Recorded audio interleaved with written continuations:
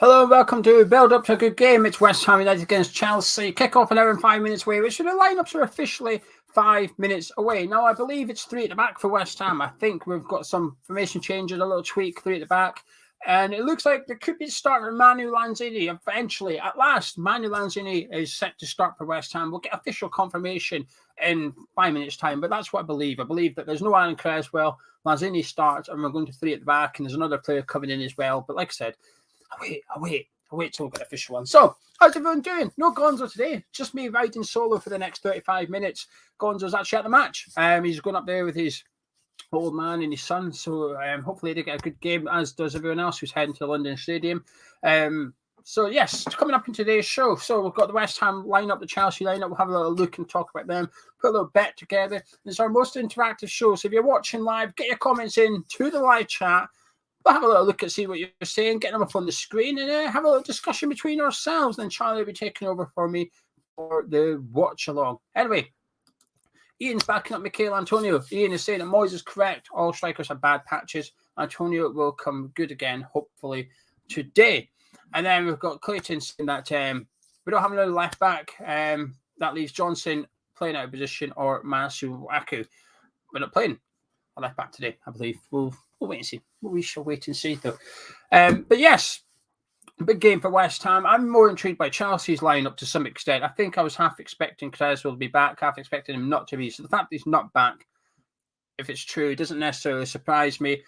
Chelsea's one's almost like, in a weird way, more important for today's game. Is Lukaku starting? Is Jorginho starting? Is Reece James fit enough to start as well? So there's some big news for them. Probably more important as well. I think with West Ham, Cresswell's only injury doubt. I think the rest of them are sort of form picks, formation tactics, but they're available to select.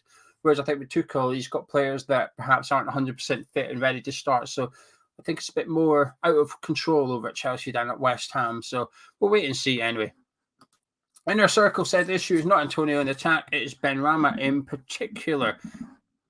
We'll wait and see. We should wait and see.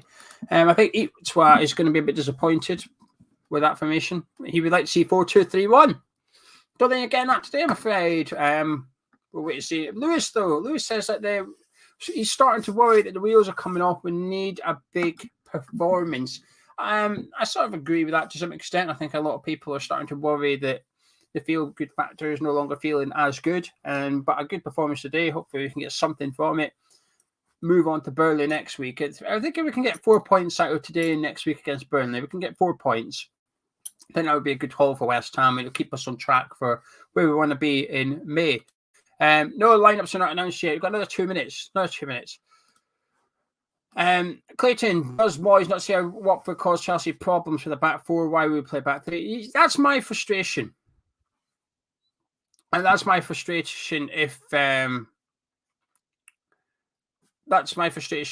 we do play with a back three, because Moyes sort of gave him a bit of a blueprint. He gave the Watford game was a blueprint during the week, because they did get beat, but they only got beat because Chelsea had better players. It's as simple as that. If Chelsea and Watford are similar ability players, Watford would probably have won that game. Their tactics were absolutely bang on. They pressed them high. They broke fast and counter-attacking. Watford did everything right. They just weren't quite good enough. That's all it was. And we've given Moyes a bit of a blueprint, and it feels like we're not paying attention to that to some extent. And I think that's what would frustrate me more sometimes, that someone's almost said, this is how you have a pop at Chelsea. You might get a little bit of luck. And we're just ignoring it. It was literally in their last match as well. So it's not like we're going back 6 months in the archives of the Premier League thinking, oh, that worked 6 months ago. Let's have a look at that. No, it literally happened midweek. But we'll wait and see. Frank says it's our general passing that lets us down. Wish we could pass like Brighton and Fulham. Anyway, before the lineups come out, they'll come out in 30 seconds or something. I'm going to be using the OneFootball app. This show is sponsored by the OneFootball app. The link to the OneFootball app is in the description. It's completely free, so get it downloaded. When you do, it says, oi, what's your favourite team? So obviously I select West Ham United. And in 30 seconds time on my phone, I will have a notification from OneFootball telling me that the lineups are out. I simply click on it. I'll get the West Ham 11, get Chelsea's 11, and information that both sides are playing as well. Simple as that. Also, keep up to date with all the latest fixtures and the results going on in the Premier League later on this afternoon. Lots of games in the Premier League across the next 2 days. We've got one on Monday night as well, don't we? everything there. And there you have it. One football app. There it is. One football app. One lineups out for West Ham Chelsea. Let's click on it and have a look how West Ham are lining up today.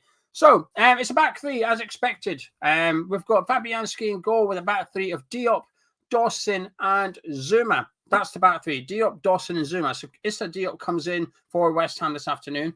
Ben Johnson is playing left wing back with Vladimir Sufal playing right wing back. A midfield pairing of Declan Rice and Thomas Souček. Michail Antonio up front, and the two attacking midfielders this afternoon, Emmanuel Lanzini and Jared Boyd. So Pablo Fornals and Said Benrahma are the ones dropped from the draw against Brighton, with Issa Diop and Emmanuel Lanzini coming in, which has allowed us to sort of change formation as well. So what we're thinking, get your thoughts in on the West Ham lineup into the live chat, and we'll have a little look at what you're all saying. I'm a bit disappointed with the back three to some extent. I get why he's done it, Moyes. I get why he's done it. I was having a look at the game last season when we got beat 1-0.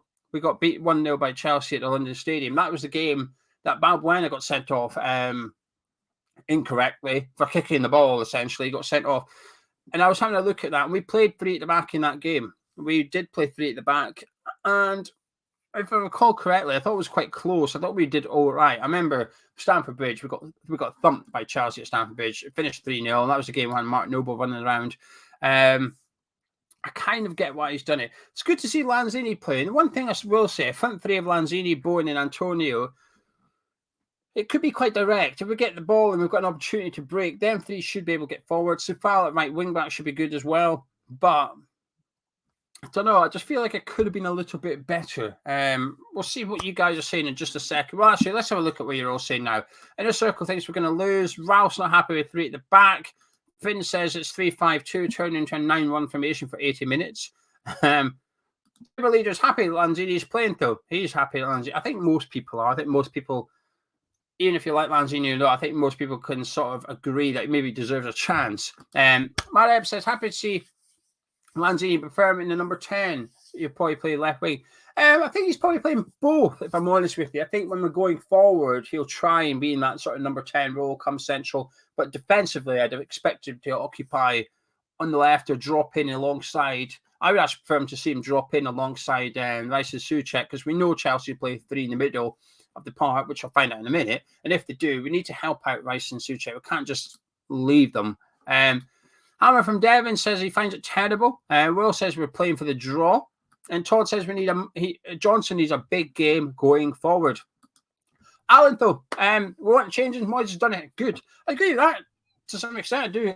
It's good to see Moyes trying something different. Hammer 1999 says game plan is very obvious. Sit deep, try and score with set pieces and counter attacks. 5 big guys plus Antonio in the box is dangerous. It might work. You know, it might work. Frank hates back three. Says anyone else hates it? Defend three at the back against Wolves. And we all know how it went. It's never worked since. The centre backs are worse and fidgety. We have no outlet for the counter. And lastly, before I look at the bench and stuff, Anil said, too much respect, no possession of the ball, but we will win 1-0. Anyway, let's have a little look at the West Ham bench. On the bench for West Ham today, we've got Vlasic, Fornals, Benrahma, Noble, Kral, Yarmolenko, Ariola, Masuaku, and Harrison Ashby. So no Sonny Perkins, which is a bit disappointing. I know I'm nitpicking here, but disappointing. Also, the lack of centre-back on the bench is alarming. Obviously, young Harrison Ashby on there is a right-back by trade. It'd be interesting to see, I guess, if we're going to have a problem with Ben Johnson or whatever, we can... if one of the centre-backs get injured, we'll put Johnson into the back three and put someone left wing-back.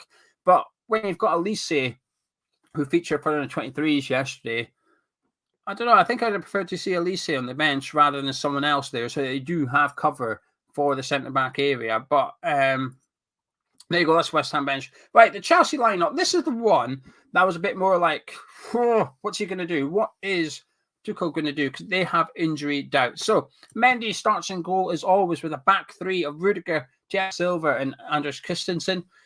Marcus Alonso left wing back. Reece James right wing back. Reece James is fit. He's starting for Chelsea this afternoon. That's disappointing news for West Ham. Jorginho and Loftus-Cheek partnering each other in midfield with Mason Mount and Ziyech playing just behind Kai Havertz. Lukaku is on the bench for Chelsea this afternoon, though. Very strong team. They've always got a strong team, though, Chelsea. This is why I think they'll go on and win the league. They've got that squad depth there, don't they? You know, they've got a couple of centre backs missing. It's fine. The back three still looks really good on paper. No Azpilicueta, no Chalobah. It's fine. Look at that back three. Reece James is a bit disappointing for West Ham. He's just some player, isn't he, going forward? Ben Johnson's going to have a real tough time. Someone commented that Ben Johnson needs to have a really good game going forward. I'll tell you what, Ben Johnson needs to have a really good game defensively as well, because Reece James is just a superb player. Marcus Alonso, we know, will get forward really well. Can be defensively suspicious at times, Alonso. So Sufal will get opportunities against him, but again, Alonso will fancy his chances there. Now, Ruben Loftus-Cheek in centre midfield, like I said, I think he's one of those players. I don't think he will ever live up to his potential, if you like. But he's got a lot better this season. He's playing really, really well this season in centre midfield for Chelsea. And to my memory, he's the only player I can remember bullying Declan Rice for 90 minutes. And he's done it more than once as well. I do think Loftus-Cheek causes Declan problems for whatever reason. I don't know why. I can't tell you. It's a combination of his technical attributes and his physique. I'm not sure what it is, but Loftus-Cheek always seems to get the better of Declan Rice. Good team from Chelsea. Ziyech as well, very direct, will cause us problems. It's a fantastic team. So let's see what you guys are thinking. How are you feeling today, ladies and gentlemen? You've got the teams now. This is a good point by Jimmy. Very good point. Jimmy says, taking Fernand's corners out of the team feels a bit of a thing for us today. Big move, hoping for a master plan. That is a fantastic point, Jimmy, actually. I never considered that when reading the teams out, that we've got no Fernand's taking corners from that side of the pitch, no Creswell either. So all set pieces are on Jared Bowen today. You know, we scored. Our last goal was literally scored from Pablo Fernand's corner. I don't know, 4 goals ago, maybe it was another goal from Pablo Fernand's corner. So he's had a big hand with his set pieces, Pablo. So, yeah, that's a good point. Good point, Jimmy. Dylan said he likes to look at the lineup, excited for the game. He's feeling more optimistic than earlier. Gary saying he only rested James. Well, he's been injured, hasn't he? He's just back from injury. He wasn't even in the squad against Watford, and now he's straight back into 11. Jorginho and Lukaku has been more carefully managed, I think. Max is saying, no, Lukaku's good. It is, but he's on the bench. I mean, I'm not going to be the only one that panics a little bit. Frank says, hope to see Perkins on the bench. Moyes needs to start being brave. Alan Woody says, doesn't want 3-5 at the back, but we're playing that formation. I think the personnel are correct. The back three could be immense. And Duke said he's confident of getting a point. Chael says Declan's going to bully Loftus-Cheek today because he's due it. He bloody is due it. James, however, saying Fernandez is out. Thank God. If he didn't run about, no one would rate him. Maybe not James, but, you know, if my Andy had bollocks, should be my uncle and all that. You know, he does run about. So that's like saying if Lukaku doesn't score goals, nobody would rate him. Well, of course they wouldn't. He's a striker. Fernandez, I don't know. I think it's easy to dismiss that a little bit. I mean, I shouldn't really say too much about what James's comment, because I remember when we had Cheku Kiate, I remember I used to say that about Kiate. I used to say, well, hang on a minute, if you want someone to just run around, let Gonzo have a game. He'll run around for West Ham. I felt as a centre midfielder, all he could do was move. Passing wasn't very good. His tackling was average, I felt. So maybe being a bit too dismissive of James there. Apologies. And Gary says Moyes is beginning to annoy him. Should have played a back four and an extra player in midfield. And Irish Thomas says people get too caught up in formations. We've had some great wins using wingbacks. And Happy Hammerette says we can nick this. Lanzini's going to keep his shirt after today's performance. Come on, Yires. Antonio needs to turn up for this derby. Lanzini loves a derby, doesn't he? Lanzini absolutely loves it in London against London clubs. Manu Lanzini time, hopefully. Right. Time to do a little bet. Apologies. I'm not going to get far doing that, am I? So in the live chat, what we fancying? What we fancying for the bet today? This is where, if you're new to the channel, subscribe while you're here. Drop a like on the video. So what we're going to do now, we're on Bet365. We're going to put a few things in together and put some money on it. And if it wins, we're going to give it to one of you guys watching in the live chat. So we'll tell you how to enter in just a minute. But what we're fancying for the bet, what we're fancying. We've got Bowen or Antonio to have a shot on target. Let's start with that. Right, player shots on target. Bowen or Antonio. Quick poll. The first person to get 5 nominations is going in. Who's going to get a shot on target? Jared Bowen or Michail Antonio? Go. I'll keep an eye on the live chat. We'll have a look at what people are saying. I know some people are saying Zuma shot on target. I can't do that, unfortunately. I know you can do it on Sky Bet, but you've got to wait for Sky Bet to reply with your odds. Can't afford to do that on this show. So, right, the first four everybody's saying Bowen. One person said Antonio. So Bowen's going in. Jared Bowen's shot on target is going in there. And the second bet, quick poll. Who are picking between Ziyech and Havertz and Mason Mount? Pick one of Chelsea's front three. One of Chelsea's front three to get a shot on target. Personally, I'll go with Ziyech. Hopefully, everybody else agrees with me. So get one of those Chelsea players in there, and we'll whack them into the bet as well. Everybody's saying Craig Dawson card. Doesn't get booked very much, I don't think. I don't know why. I just don't feel. I think he gets away with it, right? People are going Ziyech and Mount. I'm going Ziyech. I'm going to make a decision myself. Ziyech is going in there. Right, both teams to score. I'm going to chuck that in because I fancy it. All right, I fancy it. Do we think West Ham will win? Oh, bugger it. Let's do it. West Ham to win. We need something juicy, don't we? West Ham to win the game. 22-1. Oh, that's all right, isn't it? Actually, I'm going to take that out. Right, I'm going to take that West Ham win out and do West Ham to not lose, essentially. We're always good for corners. We love a corner at West Ham. And when you play a top 6 team or whatever, odds are always enhanced. Right, which player is going to get booked? Everybody in live chat, which player is going to get booked today? Any West Ham or Chelsea player, give me him now. Who's going to get booked? Some people are saying Declan Rice. You're not the first one, John. I'm just clicking on it because it's the first one I can see. If Rice gets booked today, he's suspended for the game against Burnley. Some would argue that that wouldn't be a bad thing. Some might argue it's perhaps best to take the hit against Burnley and not have Declan Rice available for that one. But I'll tell you what, I wouldn't fancy your chance without Declan Rice in any game, regardless of who it's against. So Soufal, Rice, Dawson, Diop, Soufal, Dawson, Souček, Reece James, Soufal. Right, Soufal. Right, okay, let's go for it. Everyone's saying Soufal. I kind of get it. We'll put Soufal in against Marcus Alonso. I get it. I was hoping to do Pablo Fornals to get booked, but he's obviously not starting, is he? So, crikey, this is big money. Right, okay. If all this wins, and I appreciate it's unlikely. Oh, I've got a free £5 bet and Bet365. Happy days. It even cost me anything. Right, 2 people will get £150. There'll be 2 winners, £150 each if this bet somehow wins. West Ham to not lose. So when you draw or win, doesn't matter. West Ham to not lose. Bowen and Ziyech to have a shot on target. West Ham to get 4 corners. Both teams to score and Soufal to get booked. It's quite a lot, isn't it? Anyway, £150 cash. I don't have Gonzo. Normally I say, what's the live chat? Normally I ask for the... Right, here you go. Paul's one step ahead. Paul's come up with the phrase. I'm going to go with this because I don't want to do it. Mason won't mount Dawson's Creek. There you go. That's the live chat. In the live chat, put the following phrase to be entered into that. And if it wins, 2 people win £150. Mason won't mount Dawson's Creek. There you go. Put that in. Paul is the one that's done it. So there you go. Get that into your live chat and you're entered into the draw. Should that bet win, 2 people will win £150 each. Josh there, I'm not going to click on it because of the thing, but Josh is just saying Chelsea haven't dropped points this season when facing a back 3 or a back 5. See, this is where, now hindsight's always a great benefit, isn't it? But if we don't win today, we don't play particularly well, this is where I'll get a bit frustrated because statistically, going by what Josh has said, and then also what we've just seen with Watford, both things suggest to play a certain way against Chelsea with a certain formation. We're doing the opposite today, really. We're going against everything. All the stuff that says this is how you play against Chelsea, we're just going against it to some extent, and it's potentially frustrating.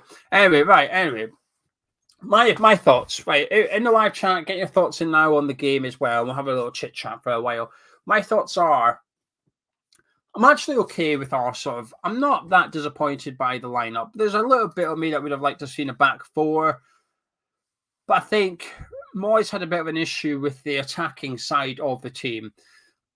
And I do think he's possibly looked at Benrahma and Fornals and to some extent Bowen, Lanzini, Antonio, I think he probably feels he can't rely on them at the minute. I don't think Moyes trusts his attackers. I think he's probably looking at them, not confident that we will score goals, plural. Because if we're going to beat Chelsea today, we probably are going to have to score more than once. So I don't think Moyes has got faith in us doing that. So to sort of counter that lack of faith in your attacking side of the team, you've got to make sure your defensive side's bang on, clean sheet stuff. And I think what he's done is build from the back in this one, which is what gives us the best chance of keeping a clean sheet against Chelsea. And I think that's why he's gone a back three. And then I think his second question is, what gives us the best chance of nicking a goal? And then the answer is Bowen, Lanzini and Antonio. He told us yesterday in his press conference, he said that the best chance of us getting anything out of this is with Mikel Antonio in form. Getting the best out of Antonio gives us the best chance of getting something out of the game. And he's obviously... do I think we've set up to get the best out of Antonio? Not really. There's no sort of obvious answer yet, I don't think, funnily enough. You know at Tottenham, to get the best out of Kane, he works that well with Son. Get Son as close to him as possible. They work well. I don't think we've really got that with Antonio. I don't think there's one player Antonio works better with than anyone else. However, one thing I do think might provide Antonio with some half-decent chances is Soufal. The left wing-back situation, it's not ideal with Ben Johnson there, but Reece James Cow is such a threat. I'm sort of okay with it as long as Johnson can handle him. I wouldn't want Masuaku playing. Okay, I'm happy not to see Masuaku play. Down the other side, Soufal, we've got to get him forward and got to get the crosses in for Antonio. The only problem you've got there is Bowen and Lanzini's other options when the ball's coming in. It's not ideal, especially when Chelsea have got Silva, Christensen and Rudiger in the box. He's going to do well to win the ball in the air as Antonio. I sort of get what Moyes is doing. That's my own theory. I could be completely wrong, but my theory is that Moyes just doesn't have that much faith in front three at the minute, and that's why he's gone three at the back to try and get the clean sheet. And you don't have to believe me, but Moyes himself has spoken in conferences about the strikers aren't firing at the minute. He needs to get another striker in. And I know he says because Ben Rama's way to African nations, which is true, obviously. I think there's more to. I think he's just being kind. I think he's essentially saying this lot ain't doing it for me at the minute. Right, let's see what you guys are saying, though. Let's get interactive for the next 10 minutes or so before Charlie comes along. Hammer 1999 says Antonio will bully Christensen and Silva, so focus play down the left. That's West Ham's left, for those who aren't too sure. I don't disagree with him to some extent. Major is saying that we're going to win 1-0. Zuma is going to get... I'd love Kurt to score. How would you not love Kurt Zuma to get a goal today? Clayton says at least Moyes is starting Antonio and Lanzini, who both love to score or assist in London derbies. Ahmed said West Ham should target Marcos Alonso. And really saying we're good, but Chelsea is superb. We're out of form. They're banging forward. Chelsea are weak against a back four. We're playing a back three, so we'll probably win. Max says the game will be like the City one. Just hope Lanzini gets more of the ball. And Michael says that you can see Antonio being isolated. We need to get him into the game. He's got to be a forward and not a winger today. Ahmed said I think Lukaku not play is a good thing for West Ham. I think everybody agrees with that one. Chippy says, I think Moyes thinks defence is the best chance of scoring through set pieces and our best defence to keep Chelsea out. I agree with that. I agree with what Chippy's saying. We're trying to second guess Moyes here, aren't we? John says, if we have certain players who are not good enough or quick enough on the bench, shouldn't we be giving the youngsters a chance? Yes, I agree. I think my biggest criticism of Moyes, and this is nitpicking now, I think sometimes he takes the easy option when selecting the bench. I can't remember what game it was. Right, I'm going to guess the game. So if I get it wrong, it was round about the festive time last year, a bit later on in the year. It was round about bang on the Christmas time. And Ben Johnson played, and Ben Johnson was really good. Like man of match good. Ben Johnson had a really solid game. And the next game, Ben Johnson wasn't even on the bench. Ben Johnson, he was covering, I think Cresswell might have been injured for a game or something. Cresswell come back, so naturally Cresswell goes into starting 11. Don't have an issue with that. But on the bench, he had like Ryan Fredericks and Balbuena and Diop. And you thought, well, hang on a minute. How's Ben Johnson just gone from being the best player in the pitch to not even on the bench? And I think it's just because it was easier to to leave out Johnson and Ryan Fredericks, for example. So, anyways, it's good off a tangent, but I'm just blame John. Blame John's fault. John's fault for that one. Set pieces will be important. Clayton saying that let's hope Rice is up for the counter. I can't see anyone else creating the chances. Muddy says that Moyes has bottled it again, giving far too much respect with the back three at home. Should come out the blocks and rattle them, not invite them on to pepper our goal. James is saying Antonio won't bully Silva. I kind of agree with that. I think the only thing Antonio has over Silva is pace, but I do think, like I said in the preview, I think Silva is an incredible centre-back. When he first come to Chelsea, part of me was thinking, surely he's a bit too old for the Premier League now. You know, the Premier League is widely regarded as the sort of fastest league in European football. You know, you need pace in the Premier League, and you also need strength. And what could Silva do in terms of speed? He doesn't need it, though, Silva. His reading of the game, his positioning is just incredible, absolutely second to none. And I've yet to see a striker getting the better of Thiago Silva, to be honest. But even there's games he's come up against likes of Jamie Vardy, and I'm thinking, maybe this is the game maybe Vardy's the one that'll give Silva the runaround. No, he's just too good, Silva. So I have to agree with James. Christensen, certainly, but Silva, not so much. Frank says Chelsea stole 3 points in the last match. Normally we could win, but we're not sharp enough. Harry says Chelsea fans an agent to Tuchel after Zuma scores a hat-trick. And DV says, tough game. Chelsea playing well, but just got a feeling about us today. Antonio madness incoming. Clayton saying Chelsea will be getting at Dawson. That's the slight problem with the back three, I think, to some extent. Dawson's a bit more to the side, isn't he? I assume, this is an assumption now, I assume Dawson will be on the right of the centre-back. I think Zuma will be bang in the middle, Diop to his left, Dawson to his right. And putting Dawson out there probably allows the opponents more or greater chance to get one-on-one with him. At least when he's centre-back, he's got Soufal to the side of him, he's got Zuma to the other side. When he's playing at back three, at times he's going to be the furthest one on the side, and that could present opportunities. The only good thing is he'll be up against Mason Mount, who's likely to cut in rather than try and take it down his side. I'd be a bit more worried if he was on the other side, Dawson, if he was on the left. Gordon says big performances from Zuma and Rice prove different points. Jordan says swear we win the games we probably shouldn't, and draw, lose the games we should win against. Don't disagree with that. Vax saying I'm not nitpicking. Thank you. James says, what happens to the game plan we conceded early on? Don't know. I mean, you can ask that question to every manager, can't you? I don't know. We normally score. That's the problem. Remember against Liverpool, we scored too early, really, but that actually worked out a little bit. Trevor says, no one has discussed the possibility of Johnson playing centre back. We wouldn't need to buy a new centre half, and that would allow Stefan Creswell to play. Jamie, how many games can we continue to play Declan and Souček as I look fatigued in the last game? The one thing I'm okay with it today because A, we need them, and B, they don't need to play midweek. On Thursday, we play Zagreb in our last Europa League game. There's absolutely no reason to play either. I wouldn't even have them on the bench. Just give them the night off. Their next game after today should be Burnley in 8 days' time. They need their rest this week, them too. Not just them, other players as well. Creswell, Antonio, Zuma. We've got a free hit Thursday. There's no need to rest them. So I'm okay with them playing this one.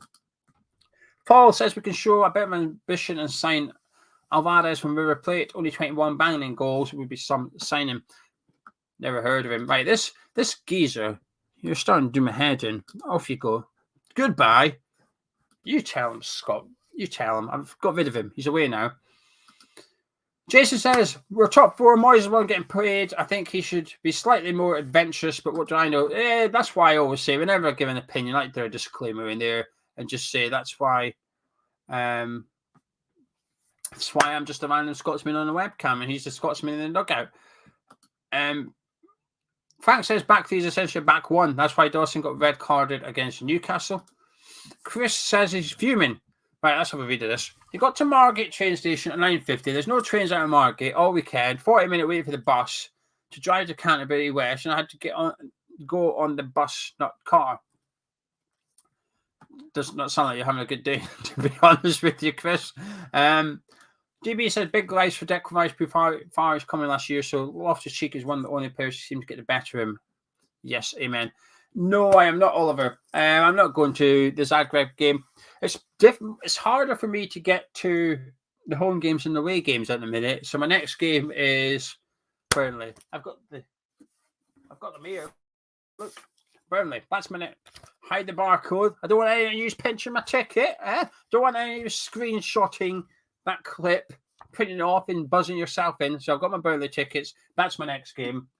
Will be Zagreb. I don't think I'll get to a home game again this year. Not season, this year, like 2021. And no, just when Chris was back, I'm pretty sure he's back in light training already. So I imagine he'll be fine for next week. I'd be surprised if he's not in the team against Burnley, to be honest with you. Creighton, hoping Loftus-Cheek has a poor game, which would be unusual for him. Oh, for God's sake. Well, this people. Anyway, 119.99 back three will give WHUCHE a bit more freedom. Eachwa says Antonio needs to have a good game. And Chris says, regarding his travel, Chris is the one that was having problems with trains. Says, not even enough time to sell his ticket. Poxy Southeastern Railways was looking forward to today's game. Oh, so you're not even going. That's not good. Right, score prediction time, everybody. It's getting to that time where Charlie will be here to take over in just a few minutes. Make sure you subscribe to the channel if you haven't already. Drop a like on the video. And get your score prediction in the live chat. I've got a bit of the cold, but I've got man flu. It's not that. It's not that. Before someone says anything, it's not that. Don't worry, I don't have it. To my knowledge, I don't have it. I've got man flu at the minute, so I'm really sniffly and a bit blocked up. I apologise, and I've done extremely well to keep a sneeze at ease for about the last 10 minutes. So if it sneaks out in the next 2, I do apologise. Anyway, I hope Everton win. Apparently, they're eyeing up Moyes' return. To be honest with you, I'm quite I'm torn on this one because I quite like Everton. I don't want to see Everton struggle or anything like that. But I've got a couple of Everton fans. I've got a couple of friends who are Everton fans. That's it, and they're like really stressed at the minute. They hate Benitez, and I'm quite enjoying it, to be honest with you. So I hope they get beat just to watch them get even angry. I don't think Moyes will go to Goodison Park, by the way. Right, Duke says 2-1. Phil's 1-1. Glenn's 2-2. This Splash J's 2-2. Lee's 2-1. 2-2. Michael says 2-0 Chelsea. Hammer 99 says 2-0 Chelsea. Major says they're going to get abandoned. No, you don't. We seen you earlier, Major. We saw your 1-0 Zuma header earlier. Don't be changing it. There's no abandon coming in. 3-2, 1-1. 1-1. 1-1. I was going to do finals, but he's not playing. West Ham's a crap team for a car betting. West Ham's rubbish for car bets because we're just not dirty and we don't have any players that get fouled a lot. This is what I was saying about Ben Rama. I don't mind doing it. To be fair, I'm not going to do a video specifically about Ben Rama, right? But when you do these live build-ups, you can do it in the middle because no one goes back and watches this video. Nobody. Why would you go back and watch the build-up to a game that's already happened? No one does it, right? So you can get away with saying stuff in this that you wouldn't normally say. What I said about Ben Rama, myself and Gonzo did the player ratings video for the Brighton game on Patreon, and Gonzo basically said about how Ben Rama doesn't essentially, he's not good enough, essentially. Gonzo was basically saying Ben Rama's not good enough to do what Lingard did last season, which is get the ball, run at players, take players on, win games to some extent, influence games that much. He's not doing that at the minute. So I basically said, regarding Ben Rama, I said Ben Rama almost thinks he's Lingard, but I always think the biggest compliment you can give an opposition player as an attacking player is when the other team makes special requirements for you. So when we played Aston Villa, we played Fredericks ahead of Soufal because of Jack Grealish, naturally. Whenever you play Wolves, you should really take into consideration if Adama Traore is going to be on the pitch because you're going to have to double up on him because of his dribbling. When we played Brighton, Lamptey come on the pitch. The first thing Moyes did was get Masuaku on, switch 5 at back. Now, wrong substitution, wrong person, but he had the right idea, which is make special requirements for Lamptey. He's good enough. Watch him. Nobody does that for Ben Rama. I've not yet seen a team that sets up in a certain way or has a certain tactic to stop Benrahma playing football. I just don't think they fear him very much. So in relation to the card bet, we don't have a Tariq Lamptey, we don't have a Jack Grealish, we don't have an Adama Traore. And so when I gamble, when I like my card bets, I'm looking for players that get fouled a lot. The player today, if all the lineups, here's the bet for the day, not West Ham. If Tariq Lamptey starts for Brighton, look at Southampton's left back. It'll probably be Kyle Walker-Peters. He's 5-1 on Sky Bet. If not, it'll be Parade, who will be good odds anyway. So Southampton's left back today, if Lamptey starts for Brighton. There you go. Sorry about that. Getting off a bit of a tangent. Right, everybody's getting their lineups in. 2-1 either way. 3-1 Chelsea, 3-1 West Ham, 1-0, 2-2, 4-0 Chelsea. Josh says 2-0 Chelsea. Gordon said he'll take a point. A 3-1 win, says Jason. Alan says 3-0 Chelsea. 3-1 West Ham, 2-1 West Ham, 4-0 West Chelsea. I was sort of like, the last couple of days I've been a bit 2-1 Chelsea. But today I'm getting a bit more optimistic. I don't know why. I'm just West Ham-itis, isn't it? I've just got it. Yes, if we win, I promise you, we win, Scottish Santa will make an appearance. For those that don't know, I've got a wee Santa man downstairs. The decorations went up, and I've got a little Santa man. He's in a kilt, and he plays Auld Lang Syne on his bagpipes when he pushes his hands. And people wanted to see it on Wednesday night when we played Brighton. So I agreed, if we win, Santa will make an appearance. But we didn't win, so he stayed downstairs. I'm not sure what I said, Thunder, but thank you. Don't know what I said. I'll just keep clicking on that, to be honest with you. Where were we? Oh, there was one I was going to click on. It's disappeared. This is the problem with the old the live chat. Sometimes things disappear. Ralph, we have been crapping the last 5 games apart from Liverpool. Need to turn the corner today, or it's a 3-1 drubbing. Clayton says our selection lacks ambition. It looks like we've capitulated the win to Chelsea. Moyes lacks ambition and faith in the players. If we win, can we get an oh yeah? I mean, that's about as enthusiastic as you're getting from me, I'm afraid. I'm just not.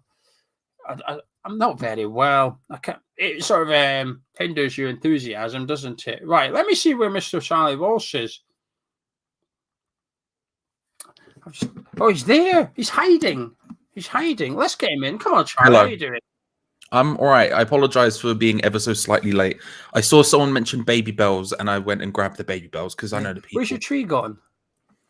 Oh, it's there.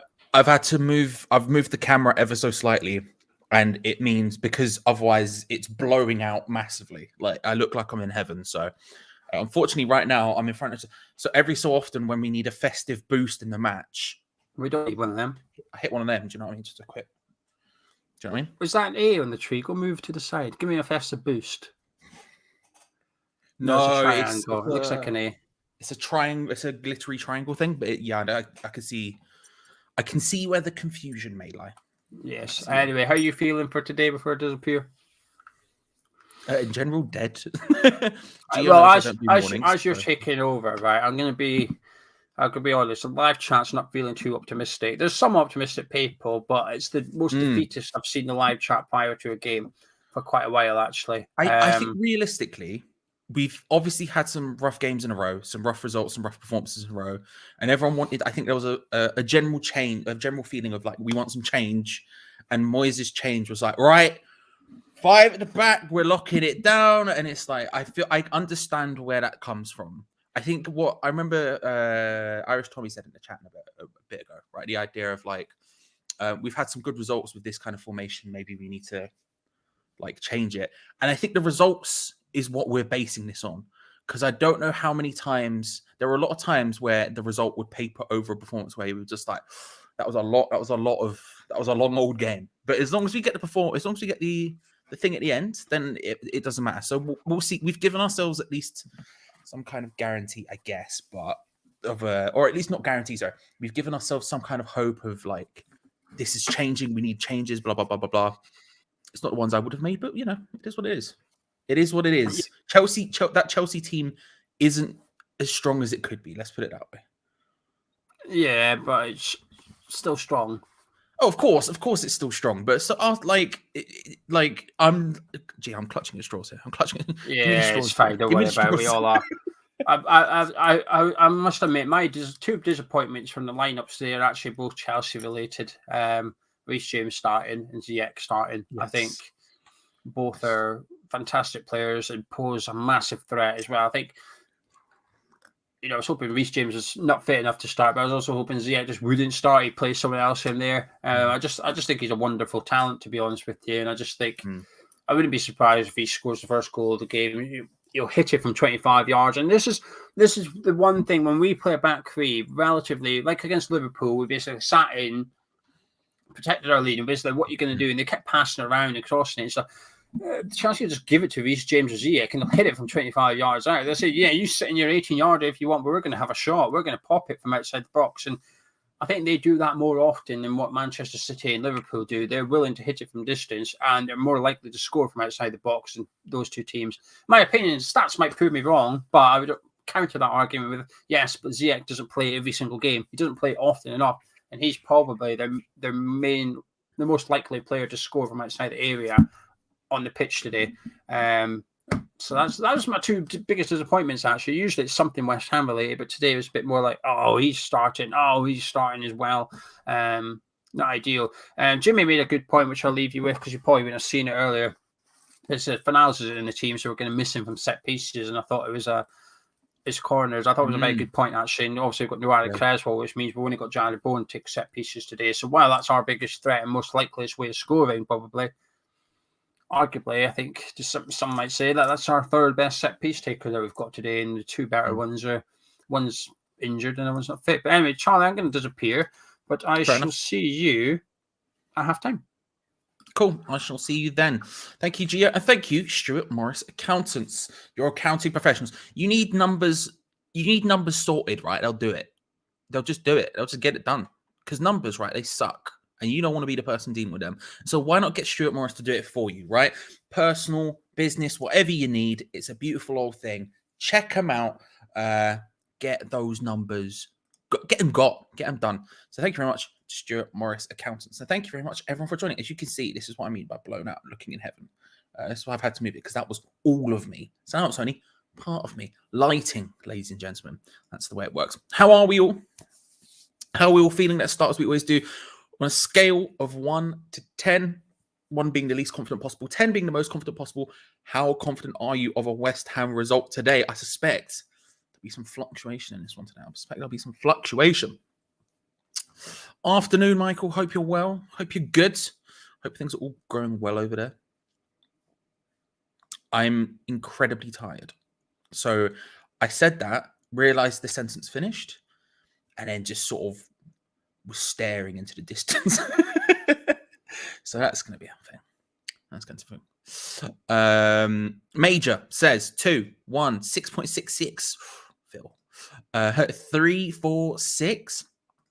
6.9, 1, -5, 2, 5, -5. There's a lot of low confidence in the chat right now, which I can appreciate and I understand, but there is a lot of low confidence. I mean, -5 is a bit much, but it is what it is. 6. Mike, good to see you, sir. How are you? Hope you're well. Hope you're good. Mike, I saw someone on, this is something I shouldn't even be telling you because it's not even interesting to you. I saw someone on Twitter who I was convinced was you for like 5 minutes. And I followed them and I was like scrolling through their tweets and they were tweeting stuff that you would probably tweet, but it wasn't you. But it looked, and I was like, it's you. That's the end of that story. I hope you all enjoyed that. -5. Knackered. Hello, sir. Hello, sir. Win -5, result 6. Okay, I'll back that. I'll back that. Looks like you're in the movie Ghost. I'll take that. I'll take an embrace right now. You know what I mean? Quite cold. 2. I do reckon Moyes watches the West Ham podcast and listens to people's opinions. More people at the club do than you think. I would say that. I'll say that. I don't know about Moyes. I've no idea about Moyes. But 1, don't think we stand a chance, sadly, but I haven't bet on Lanzini's score. That will undoubtedly happen. I think Chelsea are underestimating us today. We should have gone more attacking. I agree with that, Fred. At least the second part of it. Don't know about the first part, but I definitely agree with the second part. But, you know, I mean, listen, if you counter attack, Like if you set up to counter attack, then this is just a different way of attacking than there is just trying to control the game, I guess. But yeah, by and large, I do agree with you. I can't lie. 4, 10, 3.5. Danny, don't worry. You don't have to apologize, Danny. You don't have to apologize. Considering Chelsea's defense and allowing only 6 goals so far this whole season, they will score at least 1. It is what it is, Cross. Bone will score today. Big plays. You must have a Twitter tweet. I'm telling you, bro. It was mad. I literally, for like a whole 5, I got my goal. I was like, look. And she went, oh, yeah, that does look a bit like him. And I was like, bro. Madman. Put on my crumpets and call me God. How are you, sir? I hope you're well, my friend. I hope you're well. I think Boyce looks more like a Tesco every match. He's not quite got that sort of like, I guess he does a bit, doesn't he? He does a bit, doesn't he, mate? He does a bit, doesn't he? Concerning. Break life, bro. Thank you, Kieran. I'm going to need it today. I feel like you today. It's probably at a relatively, well, no, it's probably not an all right time. I don't know if any matches are at an all right time for you, but I feel like you, this time in the morning, for me, I say the afternoon. It's morning, it's the afternoon now. Bring back Michael Monday. Strongly agree. Strongly agree with that, but Dave, strongly agree with that. I think we all respect that as well as an opinion. Good. Hello, Steve. Hi, Charlie from Rhodes, about a 6, feeling of 1-1. Come on, Steve. That's what I like to see. Fred saying a 6.5. Declan Rice to score first. I don't think we have a 50% chance. I don't think we have a 50% chance to win, so 4 out of 10. I love that, Matt, Ryan. Bit of maths. Bit of maths involved in that one. Respect it. As someone who did maths with statistics, I respect it. I think a draw 7. Ooh, Chelsea have struggled against Brentford and Watford. Good points, Glenn. Good points. Love that. Love that confidence. Russell's coming with 7 as well. Blackfurs, go away. Go away. Go away. Good morning from Detroit. Good morning. Hope you're well. P. Gads -2 from Ralph. 5 a.m. Here, Ralph. Sorry, I'm an idiot, Todd. Good to see you. I'm an idiot. I read that completely wrong. Suburban's getting involved with just all of them. A Mike on Monday Christmas special. Imagine how good it would be. -2 here, I'm about a temp. I don't know what the temperature is here, but I don't enjoy it. So for those of you who don't know the lineup, let's have a quick little gander at that, shall we? Just in case you've just joined us. If you have, thank you very much. Remember, we'll be live all throughout the game from here until the end of it. Halftime G will come in, give his expert opinion, which is something we're going to need because I'm dying. So you lot actually having time to have a conversation with that would be nice. And then all the way through until full time, where we'll be live for just a little bit until Gio is ready to go live with his review. And then I'll spam that link in the chat so you don't have to do a single thing. And you can get involved and watch the match. But stick around. Otherwise, I'd love to have you here. Remember, I do this by myself, and it's only possible because you lot make it possible. If I was doing this by myself and you weren't here, my God, would I look mad. But let's have a look at the lineup. We have Fabianski, Kufal, Zuma, Dawson, Diop, Johnson in a back 5 formation with Johnson probably playing left wing back again. Rice and Souček in a double pivot in midfield with Lanzini, Bowen and Antonio ahead of them in a kind of, it's basically the exact same formation we were playing last season before Lingard. That's what I'm seeing here. That's what I'm expecting here. We'll see. We'll see, but that's kind of what I'm expecting from this. The bench is Areola, Masuaku, Harrison Ashby, Krau, Noble, Fornals, Ben Rama, Yarmolenko, and Vlasic. The Chelsea lineup is this: Mendy, another back 3, Christensen, Thiago Silva, and Rudiger. James on one side, Alonso on the other. In between them, a double pivot of Loftus-Cheek and Jorginho, with Ziyech and Havertz, with Ziyech and Mount, just behind Havertz. With Ziyech, Havertz, Mount. In a kind of whichever configuration we'll see of the 3. Havertz will be the one down the middle, and Ziyech and Mount just behind them, switching sides probably, and Ziyech predominantly playing on the right. But yes, that's Chelsea's lineup with the bench. Kepa, Dave, let's go with Sarr, Barkley, Sal, Hudson-Odoi, Pulisic, Lukaku, and Werner. So there you go. Those are the sides. Again, you can see why people wouldn't be as confident if you just joined us. You're like, oh, there's not a lot of confidence. You can see why the vibe is there. You can see why the vibe is there, even though There's something in me that's like, yeah, we got this. I don't know. Alan, good to see you. Currently on a Zoom call at the office, which is why my door is shut, my headphones are in. Yeah, I apologize, sir. It's on a Zoom call. I'm not listening. Do you know what I mean? If I'm on a work call, I just hope I pick up the relevant information, because the majority of the time I'm not listening. We tune into Hammer's chat and watch along. Trying to chat. Thank you very much, Stevie. Hope you're well. Hope you're all good. Hope you're fun. Hope you're having a grand old time. And remember, people, it is on BT Sports Day in the UK. I don't know where it is in the other parts of the world. But if you do not have a link to the match, you can go and have a gander. You can go and have a gander in the description below. There's a bit there that says join our Discord. Click on it. It's completely free to join. Lovely West Ham Hammers chat community. Scroll down on the left-hand side. There's a bit called Stream Links. Click on it and you'll find what you're looking for. Have a gander. Have a gander. Get involved. Just order £30 worth of food. I'm a mess. Jordan, unreal. Good. What food? Importantly, it's something I need to know. What food? What's the selection? And is all £30 just for you? If so, I'm incredibly for that. I'm just saying, I'm incredibly for that.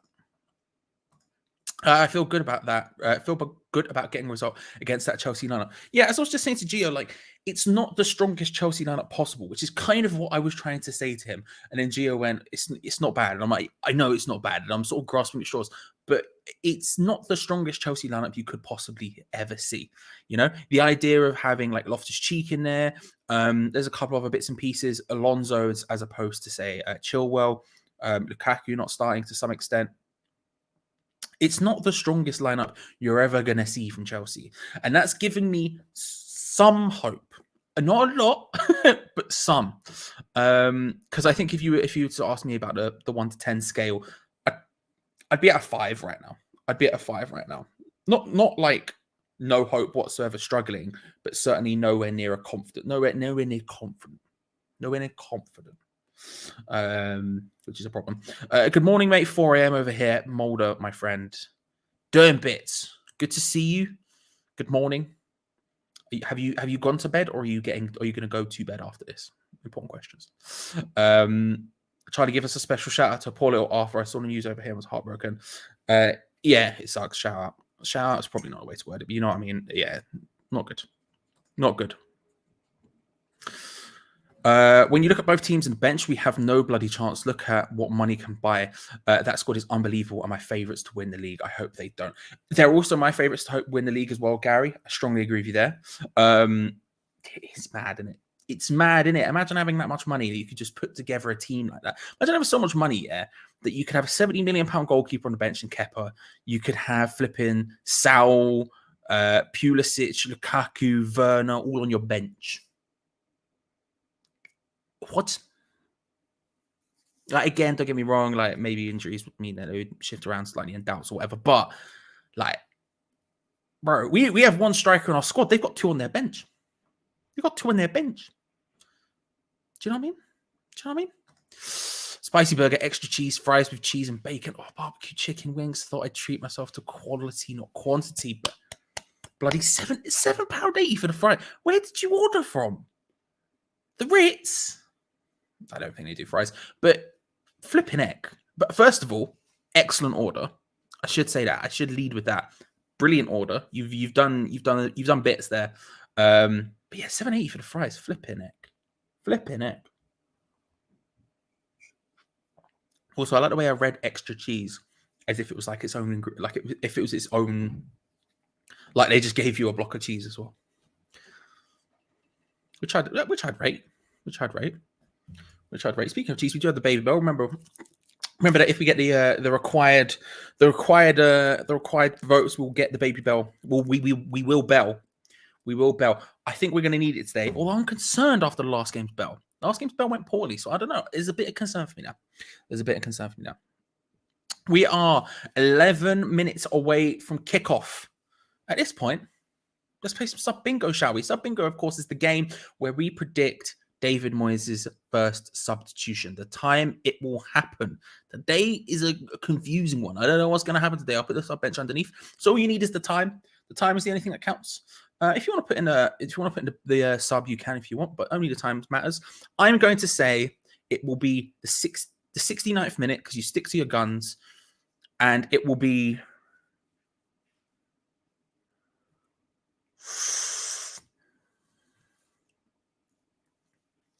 Lanzini for Fornals.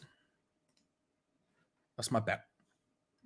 Let me know what you're feeling. INX just switched on. Heart is beating fast already. Glad Lukaku is not in the lineup. Same. Good to see. Hope you're well. Hope things are all good. Hope the heart thing is just because of the lineup and no now medical. The Broomfield. Good to see you. Morning, everyone. Just got up 6:19. Flipping hell. Flipping hell. Also, I don't know what the phrase is. I completely missed it. I'm not gonna lie. Lights knows leftover pizza for breakfast today. Love that. P-gads. Love that. I've had a pear and a banana. I've gone, you know, can I get a festive boost? There you go. Hope that was enough. Hope that replenished the vibes. 2 onions. At any point today, people, feel free to ask for a festive boost and I'll give you one. Do you know what I mean? Just to let you know, just to give you the December raise. 71 minutes, 76 minutes, Fornals and Ben Rama for Lanzini and Bowen, 72 minutes. Oh, a double sub, 72 minutes, Fornals, 65. 63rd minute, Fornals on Diop at half. We'll go 4 at the back. Bloody P-gads, that is a bold play. Because I thought, will he change the 4 at the back? And then I realized our manager's David Moyes, and the answer is probably no. But that is a bold play, Pete, and I love that, Gads. Love that from you. Ben Rama for Lanzini, 63rd minute. Defense needs to be bang on and must take our chances to get anything today, says Fred. I strongly agree. I very strongly agree. Hammers down under 67 minutes. Johnson for Masuaku, and then we can see 3 stress. Sat. G'day, nice game time for Japan. I can't be. I would suspect it's so. I suspect that so. I suspect it's the same for our Australian friends as well. It's a lovely old time. For me, it's horrendous. I like early kickoffs because it means they're done. But at the same time, I can't be waking up for that. But I hope you're well, bro. Hope you're all good. And if everyone hasn't subscribed to Pocky, do it, bro. Big plays. Come on now. Meeting Jeff Hurst Wednesday for Xmas celebrations meal. Can't wait to meet the legend. Jordan is expand, sir. Expand. Yarmo for Antonio, 87 minutes, 63 minutes, double sub. Lots of double sub shouts, which I love, but it's wild. Big double sub shouts though. If Masuaku comes on, that's me finished. Gary, get ready to be finished because it's on the way. Scott, hello. Cooking myself off sausage and bacon and black pudding. I've never had black pudding in general in my life, let alone in a sandwich. The rest of it sounds like an incredible play. The black pudding's the bit that concerns me because I've never had one. Have I had one? Don't think I've had one. I'm thinking back. I can't remember one. But at the same time, the rest of that still scares me. In the best possible way. It's what I need. It's what I need right now. We'll see what happens. Well, maybe I get one. Maybe that's something I'd get involved in. I don't know. We'll see. No centre back on the bench after Adisi scored his wonder goal yesterday. Should be given him a chance instead of Ashby. Not instead of Ashby. When you look at that bench, you say, who's droppable from it? It's difficult because I don't think a lot of them are. I think the only person you could argue with is Crowell and Noble. You're probably only going to bring on one defensive midfielder. So you maybe change that for balance reasons. But outside of that, I don't know how many other ones of those are actually droppable from the bench. Probably, I don't know. But I think you need a right back option. You have a right back option. You have a left back option for balance reasons. But I understand what you mean. I think it's a fair shout. I do think it's a fair shout. What was we saying? 71 minutes, Fornals for Lanzini. There you go. 10:21 in Western Australia. It's a good time. I would prefer football matches be at that time for me personally. I know most people in this country probably wouldn't. But for me personally, on a selfish level, that sounds perfect to me. That sounds like everything I would want and need. 77 minutes, Dawson off of Ben Rama. 3-2 was the Liverpool result. I think we have the edge, and Lanzini could be that edge. He loves a big game and deserves a start. Fair, Elton. Elton, fair. At which point I'll ask you for your score predictions, people. We are just over 5 minutes away from kickoff. Lob some score predictions in there. Get involved. Get involved. Will any streams be posted in the Discord? I hope so, for personal reasons. But what the reference there is if you haven't already, make sure to scroll down and have a look at the Discord. That's where you'll find some streams. But yeah, lots some score predictions in the chat. Let's see what people are saying. Let's see how the vibe is. We've seen the confidence levels. We've seen it's varying from to if you were to put them in Wallace and Gromit facial expressions. I'm going to go big score prediction. Hear me out. 0-0. I don't believe that for a second. But my God, will I take it? if you ask me now, would I take a draw? Looking at those lineups, the answer is probably depressingly yes. I think 1-1's more likely than 0-0. Don't get me wrong, but I'm just gonna say it. 0-0. Hold my chest out. Again, will not happen, but why not? Innit? Why not? Why not? The answer to why not is because it won't happen. But I've said it now. I've said it. So it's quite possibly the largest, quite possibly, maybe, who knows, the largest West Ham Discord group for free links. Dude, how many, Stevie C, how often does that, the number just jumps? I mean, obviously it grows every time you say it, but like at the same time, it grows by such a big amount, you know? Shout out to the watch longs. They really do just farm people on there. 2-0 Chelsea. My Hammers versus Chelsea plus my Patriots versus Bills. What a double bill. Come on, you irons. Come on, Pats. Come on, Pat. I'm a Pats fan today. Just to back the beef, Todd. Just to back the beef. I don't have an American football team. I did do a quiz once with IFAS 32 about figuring out what my American football team would be. And I can't remember what I got. Apparently they were terrible. Which I bank. But at the same time, for now, I'll be Pats. I'll be Pats for the, to rep the beef. I'm 3-0. I'm pessimistic even by my own standards today. Fair. 2-1. Then 8, not 10. I'm sorry. I'm very tired. As previously stated, this time of day does not work very well for me. 3-1, 1-1. 3-0, unfortunately. I hope 1-0, but as I can see, Chelsea getting 2-1 over us. 1-1. Mason won't mount Dawson's crew. Oof. I'm assuming that's the phrase. I missed it, and if so, it's good effort. It's a good effort. 3-0 Chelsea. Zoom is likely scoring. Oh, Salim. That's a spicy one, and I like it. It's a like. I don't like this bit. I don't like this bit. HDU. I don't like this bit. But I like the idea of Zoom getting a goal. West Ham win 3-0. All centre-back score was Benny on the bench. P. Gads. Also Ben Rama. Yes, he was on the bench, just in case. Chelsea have looked slightly shaky lately. Watford really troubled them. 3-2 win for the Hammers. Bold plays from Arsenal fan circle, who you should definitely all subscribe to. Bold flipping plays. Again, I love the optimism. I don't know if I share it, but I do love it. 2-2, I hope. Or I hope a win, but I'll take a draw. Yeah, that's totally fair. Last game, you eat the bell and Brighton scored. Stay off the bell. You're messing with the juju. This is what I'm saying. I don't know. As I'm concerned about the bell. I shouldn't be. I feel like I shouldn't be, but I'm definitely concerned about the bell today. There is a large part of me that's concerned, but we'll see. Cheeky 1-0 win. West Ham going to win 4-2. JB, that is a wild shout. That is a wild shout, JB Games. Leon, good to see you. Afternoon, happy with a draw. 2-1, come on, your hands. Yes. Boo Pat said, "Man United, the NFL, go Pat, go." Listen, I'm just backing whoever's in the chat. Do you know what I mean? I'm happy to back beef. If I ain't got no run in, if I ain't got no opinion on the stance, I'm happy just to back the beef for the boys. You know, so I'll back the Pats. But I understand what you're saying. I know the Patriots are good. Do you know what I mean? I've heard the name the Patriots when the Super Bowl is on the BBC, and I try to watch it every year and fail. The match is about to kick off, ladies and gentlemen.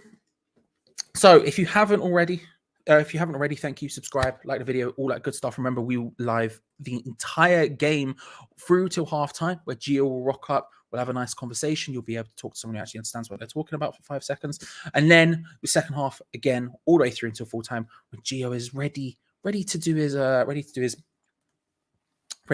his thing on the review, where I'll spam the link in the chat so you can all go and get involved. So thank you very much for joining us. Remember to subscribe, like the video, all of that good stuff. All of that good stuff as the match is about to kick off. I am just finding my way of watching it, let's see. I will get the timer in sync with me so you know exactly how far behind you I will inevitably be, which will be, knowing me, probably significantly. We can hope not. But I would suspect so. I would suspect so. For a hot minute, it's just going to be a thing. It's going to be a thing while I scramble. Let's say while I scramble.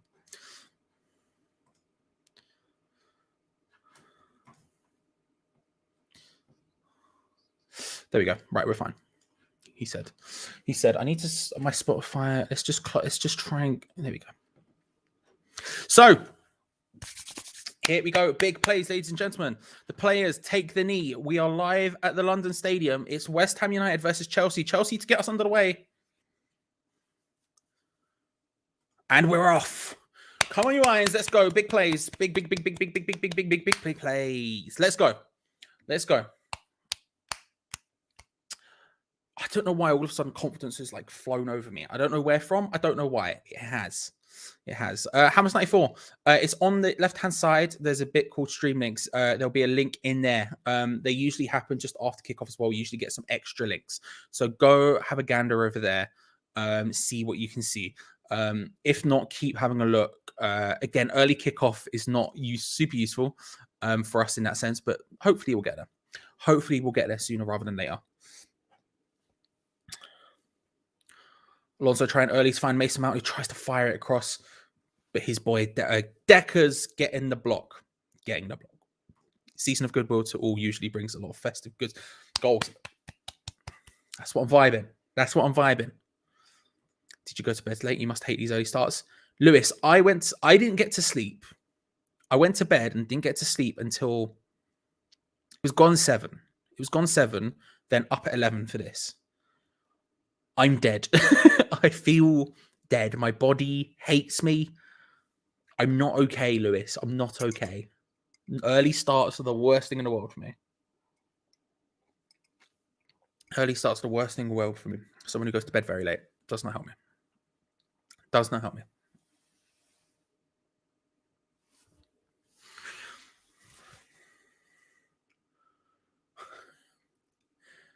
I don't know who that was who just came and pushed one of Chelsea's players over early doors. I'm not sure who it was who did it, but someone just walked up. Diop just came out of defense, just went, goodbye, James. Rushed him to the floor. It is what it is. Yeah, bro. It's not good today, Lewis. It's not good. It's not good. You look like Paul McCartney. Well, I mean, the hair, yeah.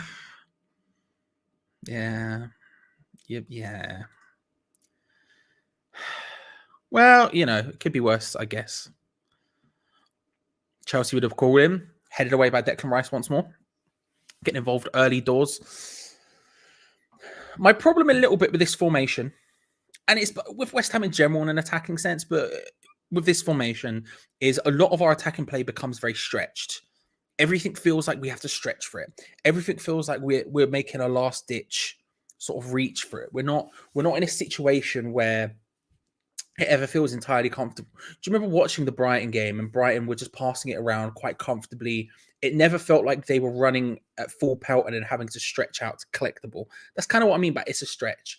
And because we have so few people in attacking positions, and one of them is Mikel Antonio, so you might as well just minus an extra person up front anyway. It becomes an issue in that sense. It becomes really difficult. So if it always feels laboured, it always feels difficult, more difficult than it need be. Which is one of the things I was enjoying so early in the early stage of the season. We had this 4-2-3-1, and the three behind the striker were really in form. And it didn't feel like that anymore. The passing was nice. There was nice, cool, nice one touch, two touch passing, 1-2s going on all over the shop. And it just felt nice. It felt like we had it going on. Today, we've not got that. Bowen isn't a great passer. He's not a bad passer for the ball, don't get me wrong, but it's not one of his key traits.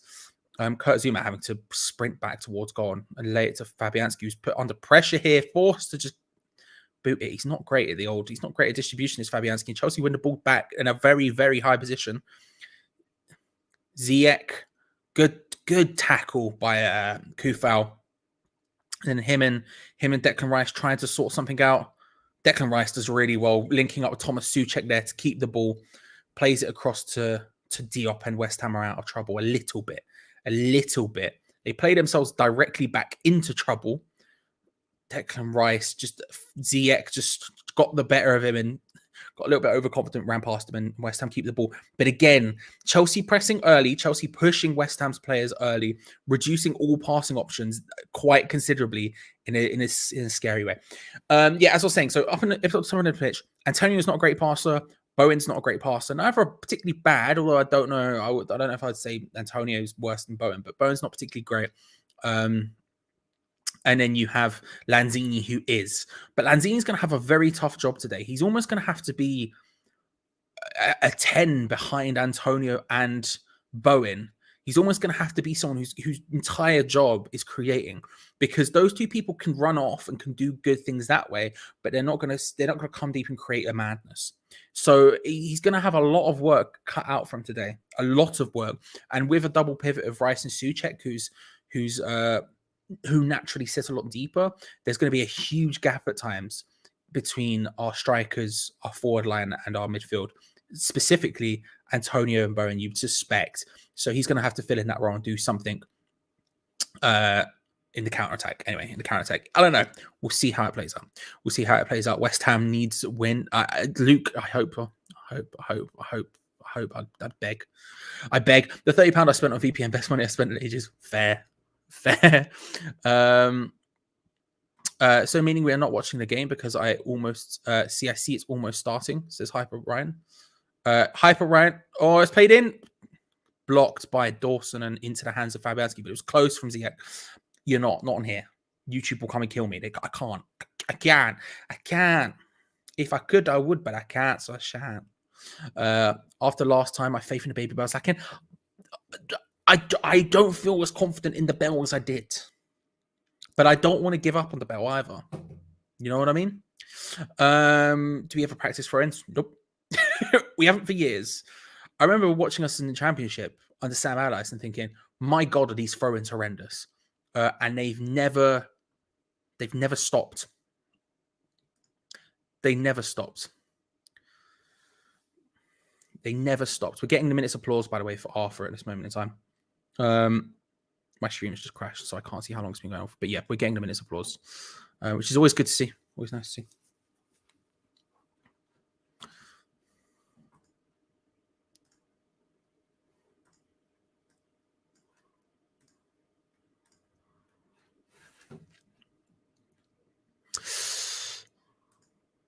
Juve fan tuning in. RB, good to see you. Hope you're well. Hope it's all going well in Italy. I've not been concentrating on who. No, Napoli were doing really well, weren't they? Can't remember now, but I think Napoli were doing well. I've forgotten because I'm an idiot, but I do remember that sort of being the case. Oh, please. Why did you...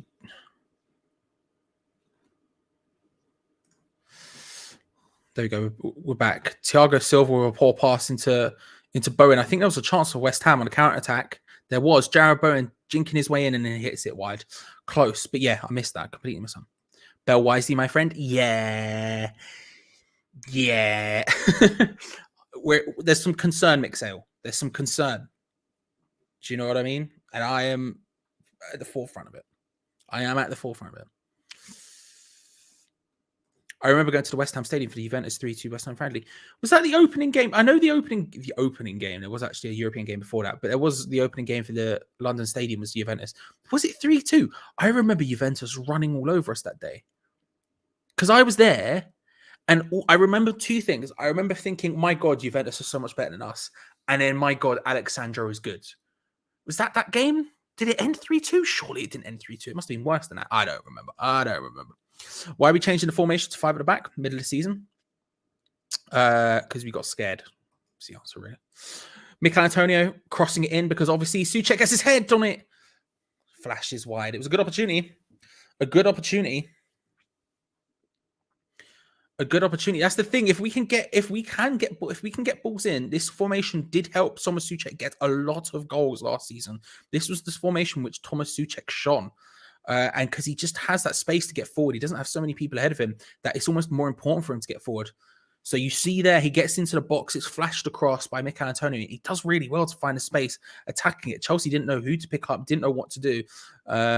It's headed just wide. It was a good opportunity, but something that we'll hopefully see more often. Again, I'm not super keen on Mikel being the one who's doing the crossing for it, but at the same time, it's at least nice to see to some extent. Oh, you've lit both. The Bell God looks down on those lukewarm sentiments. I could hold it here and it'd be like it's coming from heaven. Like, oh, I've had no sleep, and this is the source of things that are coming into my head, and I should stop saying them. James hits it from range, easy enough for Fabianski to save. It was well struck, but one of those ones where it's far enough away and not hard enough to where it's a routine save. Didn't Zaza score for them as well? Yeah. I remember that. Yeah, it was 3-2. Zaza scored the winner, I think. Simpler times. Yes, very much so. But yeah, I just remember watching Alexander in that game and being like, oh my God, he's so significantly better than the Liverpool player. I can't remember who was up against him, but he just had him. Like defensively, he was all over him, and then he'd fly up the other end of the pitch, and there was just like flipping heck. Chelsea's defense not looking sturdy. There was the Bowen chance I missed. There was the Souček chance that just happened. Again, West Ham pressing their back line, making it difficult. What we want to and what we need to avoid is what happened against Brighton. If teams can play higher up the pitch against us, where we're essentially camped in our own half, we're not going to harry them. We're not going to try and tackle them. We're just going to sit and we're going to hold deep. That's kind of what we do. It's a good ball across. Havertz hits the side netting. It was flipping close all of a sudden. Just one or two passes. They were passing it around relatively calmly in between the halfway line and the goal, and all of a sudden, one through ball and it's cut across and hits the side netting. It would have been offside if it did end up in the net, but quick. But what we want to avoid is what we had against Brighton, where they were just camped in our half and we were walled up trying to stop it and we couldn't. That's kind of what we want to avoid here, because realistically, that's our, we're not going to tackle you. If you're in our half, we're not going to try and tackle you. We're just going to wall up and defend. We're not going to try and proactively get the ball from you, win the ball from you. And so if we can avoid that here, we have a chance, and we have done so far in this half. Chelsea haven't had that sort of possession, haven't had that sort of opportunity. A poor pass from Mikel Antonio sells Souček down the river here, and Chelsea re-get it. Steve C saying that the Discord link is in there now. So, ladies and gentlemen, if you are looking for one, go have a gander. But yeah, so far, it's not the end of it.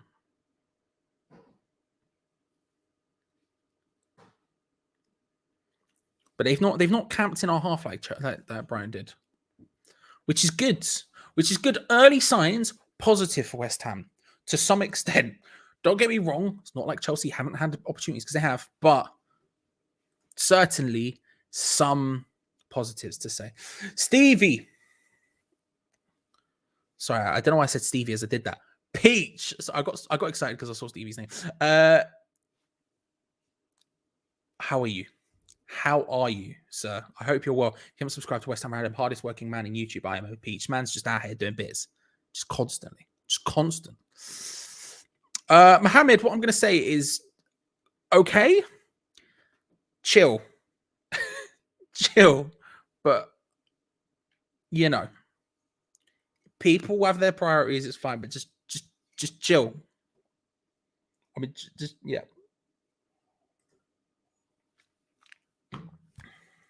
Thank you. I try.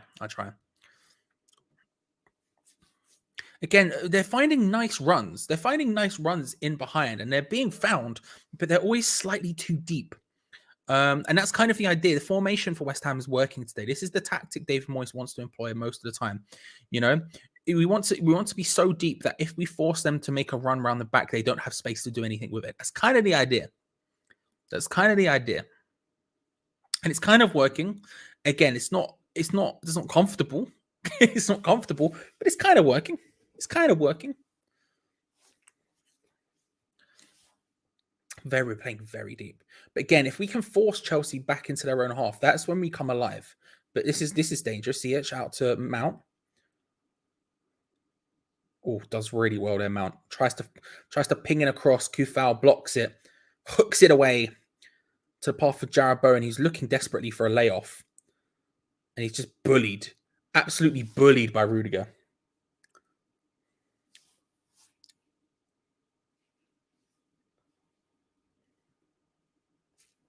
Probably should have been a Chelsea throw in. Look at that. I mean, you could have asked if it was a foul, but bring on Sonny Boy and give him rest. He's not even on the bench today, mate. He's not even on the bench, so you know. But yeah, kind of.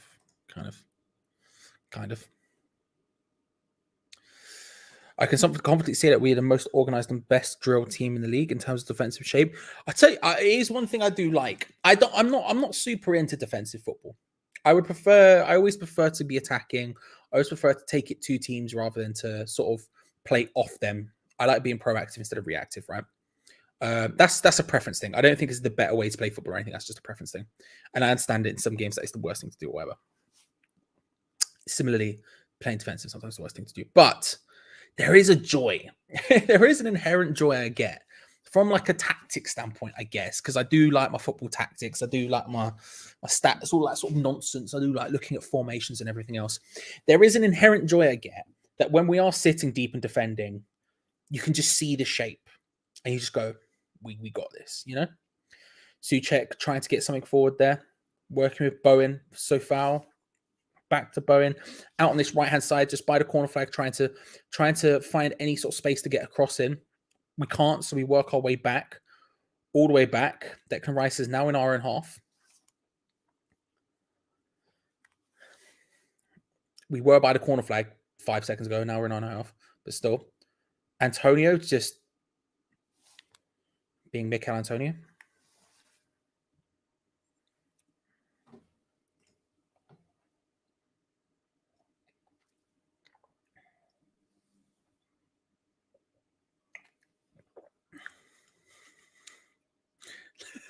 Dr. Zeus, where's Wally? Love a bit, where's Wally?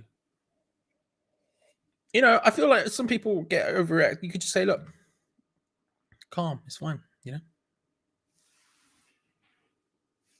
You know, it's fine. It's fine.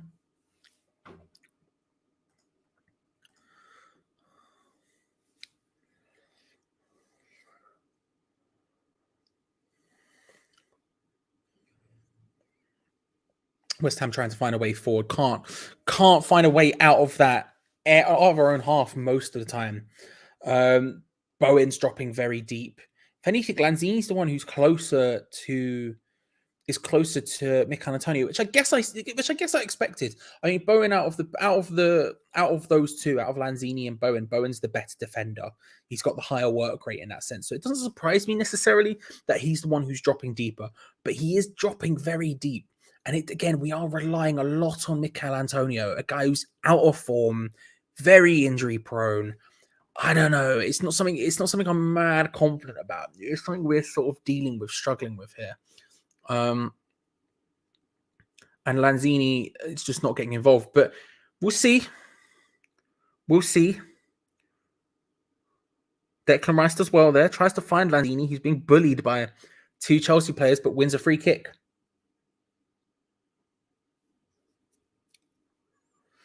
Free kick in a good area for West Ham, sort of relatively near the corner of the corner of the pitch, the corner of the box, as it were.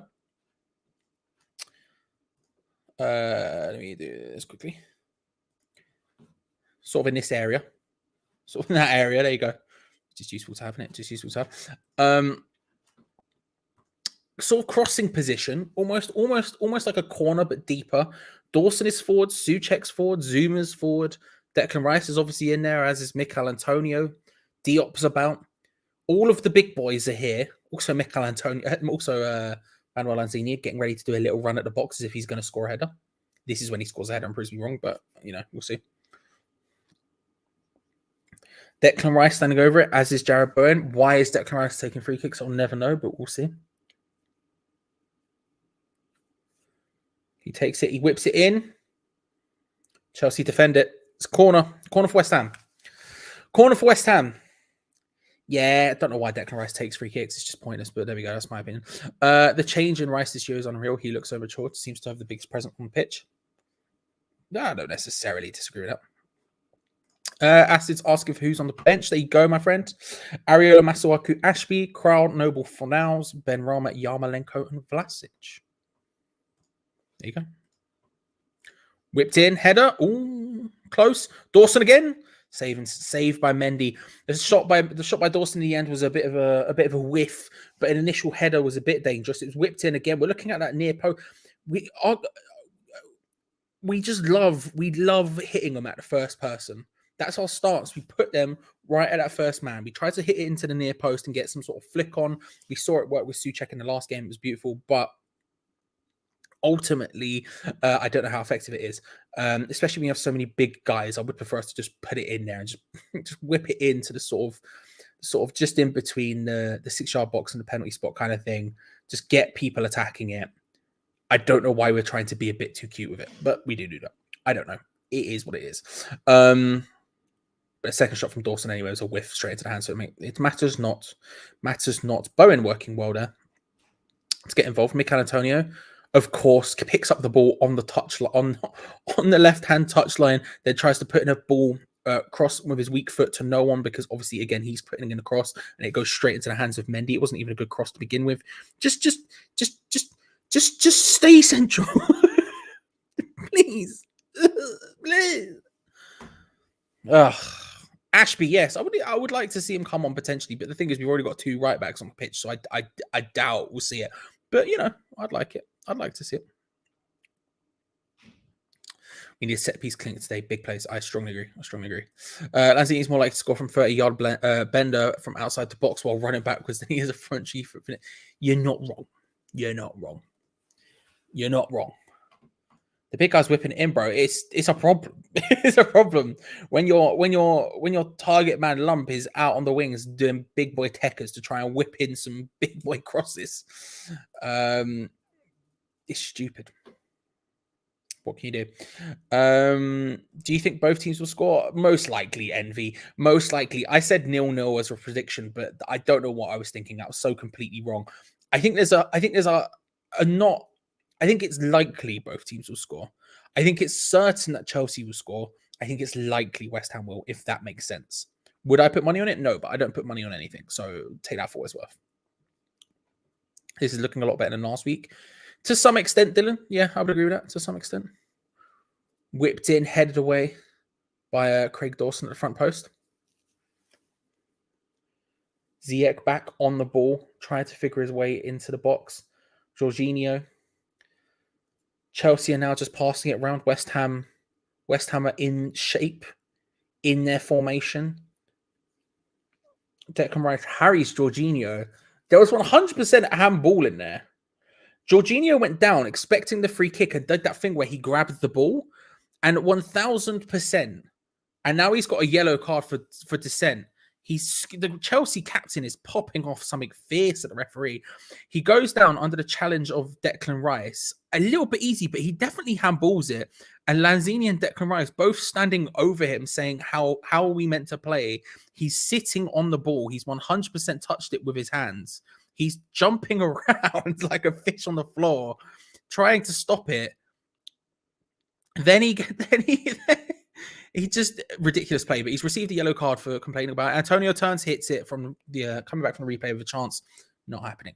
But yeah, it is what it is. It is what it is. Big boot up the pitch from Zuma into the path of Mikel Antonio just barges Christensen off. First touch, just spin on the half volley. Left foot was never, ever even coming close to going in, but he's tried it. And it's a free kick. Sorry, it's a goal kick. Scott was here. Yeah, Scott was here a second ago. Was he here? Scott was defo here, he said, not being sure anymore. If you haven't seen Scott, then maybe I'm seeing things. I might be seeing things. I'm fairly certain Scott was here right at the beginning, Madman, but I could be wrong. I could be wrong. I'm probably wrong. I'm probably wrong. Any food while watching the game? Got a baby bell. I got a baby bell. I got a baby bell. You know, got a baby bell. Really trying to look for that good karma for the baby bell superstition. Got a homeless fellow meal deal. Love that. While getting the Bevs in, he was a top man. I'll come be honest. Excellent work, Jordan, for a start. I 100% back that as a movement. Meal deals, beautiful. Secondly, just good work in general. I respect it very much, Jordan. Secondly, we need to keep the good karma going, you know. We need it today. We need it today. Today of all days, we need it.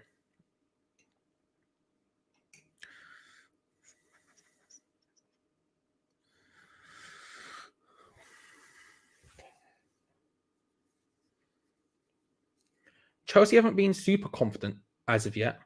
There you go. Scott is here. I thought I saw you. Scott, did you comment before? I'll let you watch the game. Chelsea not pulling us apart as of yet. Having possession in good areas, passing the ball around slightly like Brighton, but not really finding the incisive passes.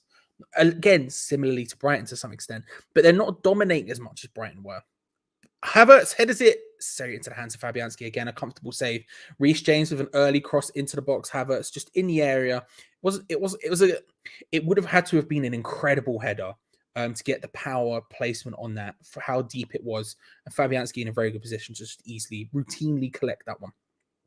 But yeah, Chelsea having a lot of possession similarly to Brighton, playing it around similarly to Brighton outside the area, but certainly not having the domination that Brighton had. Brighton were a lot more dominant. Brighton were a lot more forthcoming. And at that point, we're relatively comfortable right now. I mean, we've both had 3 shots. Chelsea have had 2 on target. We've only had 1, but we've both had 3 shots. I don't want to say we're comfortable, but we're certainly not struggling to the extent that maybe everyone expected us to before the match. I don't know. Maybe I might be talking a bit too early, maybe a bit out of turn with that, but see how it plays. See how it goes. Kufal with a throw in for West Ham. Souček gets involved. Bowen, nice first touch pass to Kufal. Looking for that cross again. Alonso, well drilled, by the way, getting in there. It's tight. Oh, it's a nice pass into Thomas Souček. On the edge of the area, trying to just play the ball across. Can't. Chelsea will want to counter-attack from this. If Chelsea can counter-attack, it'd be very dangerous. Kufal does well to stop it from happening. And it's a Chelsea throw in deep into the half, but it allows West Ham to get back into position. Nice little link-up play there for Jarrod Bowen. First touch pass out to Kufal was nice. Marcus Alonso, to be fair, got defended well, showing Kufal onto the inside, onto his weak foot, not allowing him to get a whipped cross in, which is his entire thing. So it was good defending, to be fair to Marcus Alonso. I think an underrated player. I think people hate Marcus Alonso maybe a bit too easily. I think he's not too bad. Not the best player in the world by any stretch of imagination, but there you go. Chelsea doing well attacking here. Havertz in the area, tries to play it across. It's a good block from Diop. It's a corner. Corner to Chelsea. I mean, it was a decent Chelsea counter-attack. Again, they got forward relatively fast, but there weren't super amounts of options there. Diop always looked like he had Havertz locked in. And so when the cross came in, he got a nice block on it. But it does mean a corner for Chelsea. Game on site. Link in the description below. Discord. Have a gander. Yes, Charlie, we're pressing much better than we did against Brighton. Kufal giving them issues down the right hand side. Yeah, it's because they're Chelsea are much more prone to going deeper into their half, because that's the key for us. Corner comes in, header deflects off, back to a corner, another corner. Ruben Loftus-Cheek got the initial header, and I don't know who it hit off a second time. It was one of the West Ham's many defenders. Yeah. I agree. I think we're pressing a lot better than us because Chelsea are going deeper into their half. Because the second they get into the half, and this is probably a reaction to the Brighton game as well, we are a lot more on it. And Declan Rice is specifically being told to have a go at Jorginho. Corner comes in, hits it. It's 1-0. Thiago Silva with a header. Thiago Silva does score.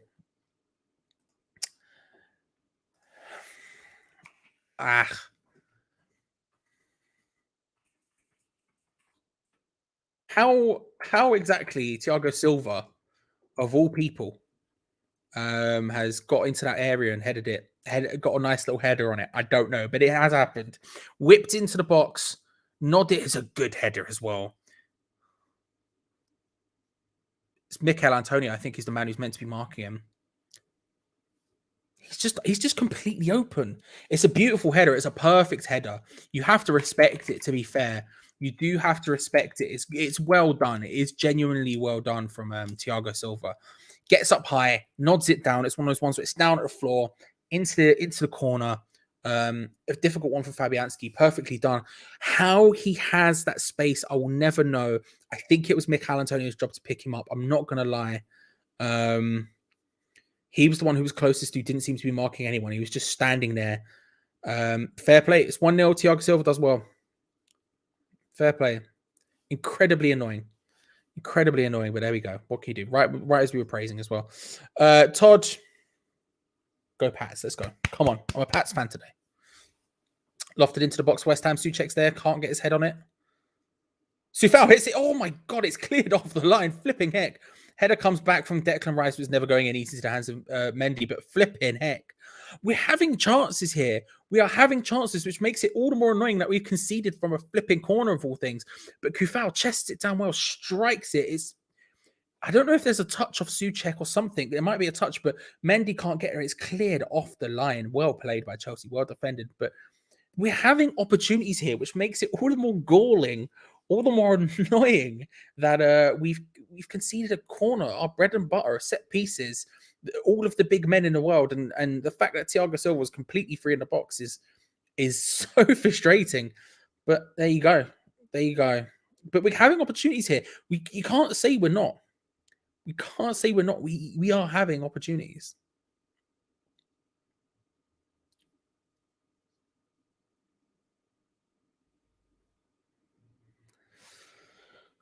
Alonso with a nice little cheeky pass there into path for Jorginho.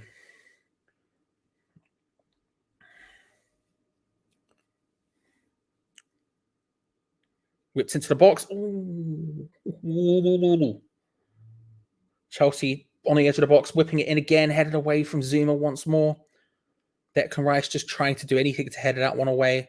Wasn't a lot of pressure. He could have maybe taken it down, but is what it is. Chelsea now playing the ball around just by that right corner flag kind of area, trying to find it by the touchline, forced back slightly. Again, West Ham shape isn't bad. In these situations, we've been pretty good, to be fair. We've been pretty good. Oh, hang on a second. We Ben this person. James, my boy. James. If you haven't already, subscribe to E-Zone. Subscribe to James. He does bits. Come on now. I'll be on there later. 11 o'clock. James, is it still 11? If so, we're doing player ratings at 11 o'clock. Come check it out. But James, thank you so much for the £2, my friends. Thank you so much for the £2. Incredibly kind of you. Incredibly kind of you. Overly kind of you, if anything. E20 Zone TV. If you haven't already, go get involved. Go get involved. If it's 11 o'clock. I think it is. This.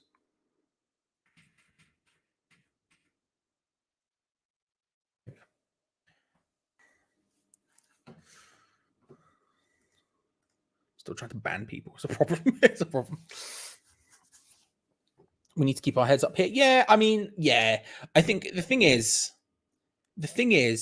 I think we're doing okay. We're doing relatively well. It's a good opportunity, I say, for Chelsea. As it happens, it's fired in across the post. Diop and Zuma both getting in there to stop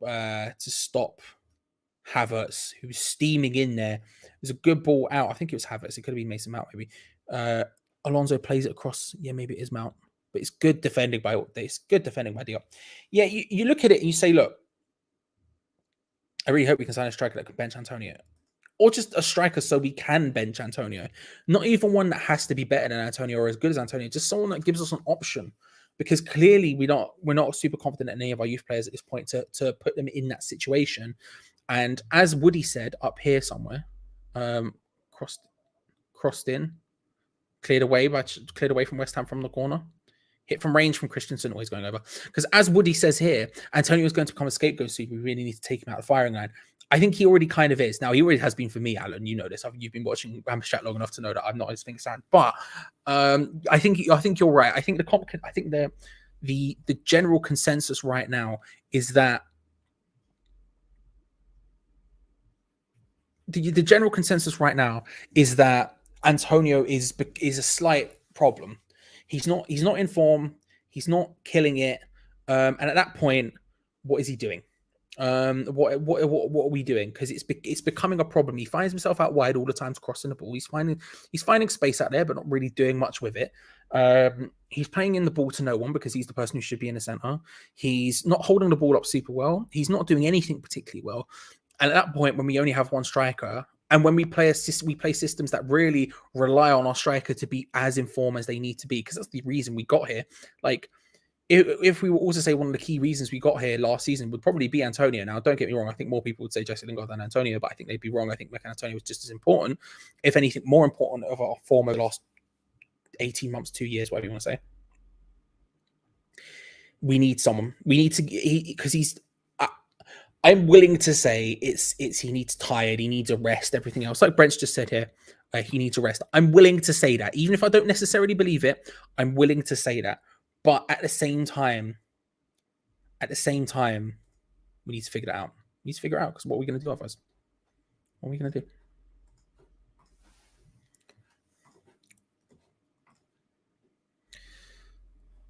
Hoddle blaming Antonio for the goal. He did look.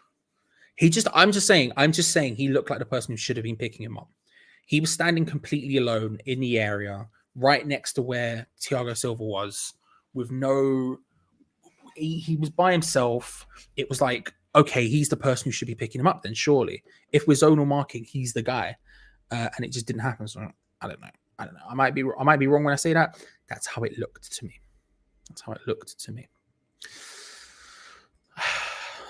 My TV has a problem. Give me a second. We're back.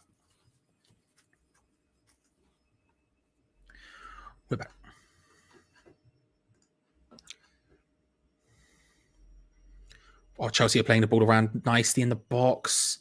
We're looking a bit more at 6s and 7s right now. We're looking a little bit more at 6s and 7s. It's not good. It's not good. That's a bit big. Let's put it out like that, yeah.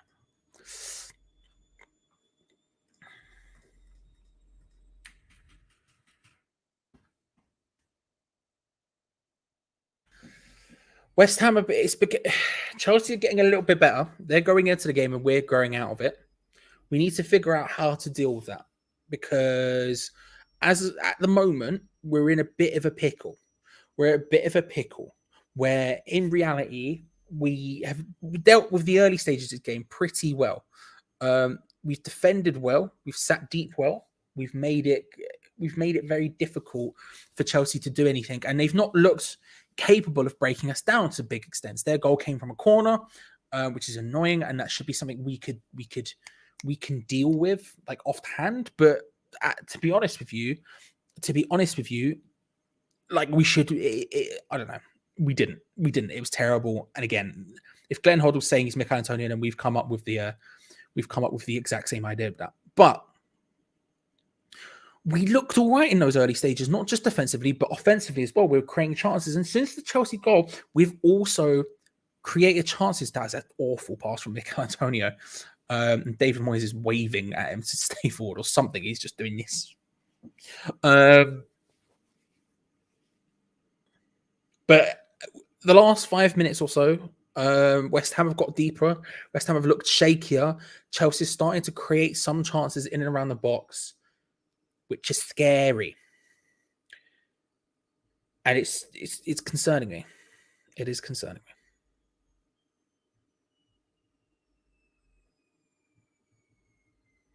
Chelsea playing it around.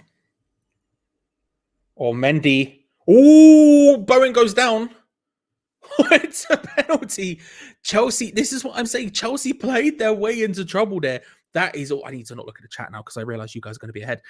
Chelsea just, what were they doing?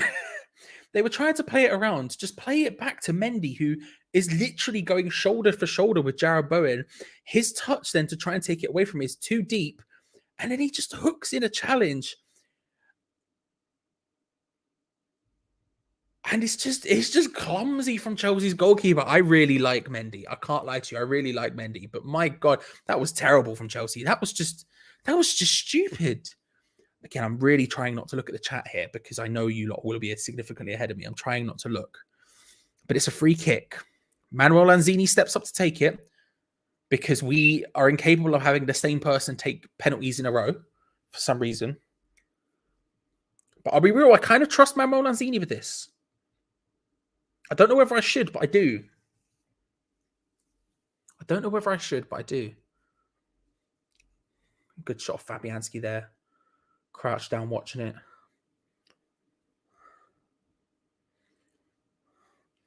Lanzini against Mendy to equalise. 40th minute. Steps up. Hits it. Come on. Top corner. Let's go. Let's go. All of a sudden, we're back in it. We're back in it. Chelsea have given it to us, but we're back in it. Lanzini with the goal. Big plays. Big plays. Ain't no body. That's what I'm saying. Agent Mendy is a habit. It was awful from Chelsea. It was just so stupid. Lanzini hit it. It's a great pen right in the top corner. Sends Mendy the wrong way. Good pen. Good pen. Pardon me. Great pen. Okay. 1-1. 1-1. I don't know how much we deserve it, but 1-1. I'll take it. I'll take it. My God.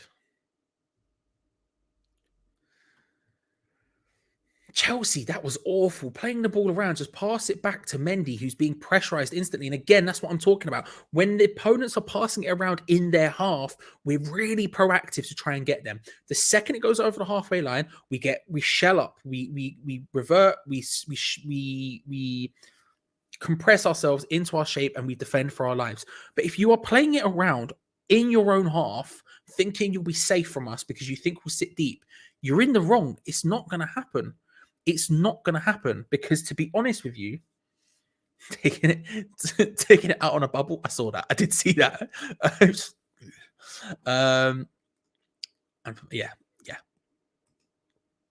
Because if you're passing it around, it's a good opportunity for Chelsea. Ziyech hits it, good block by Craig Dawson, and then West Ham just crowding out Chelsea. They tried to play the ball through. Fabianski collects it.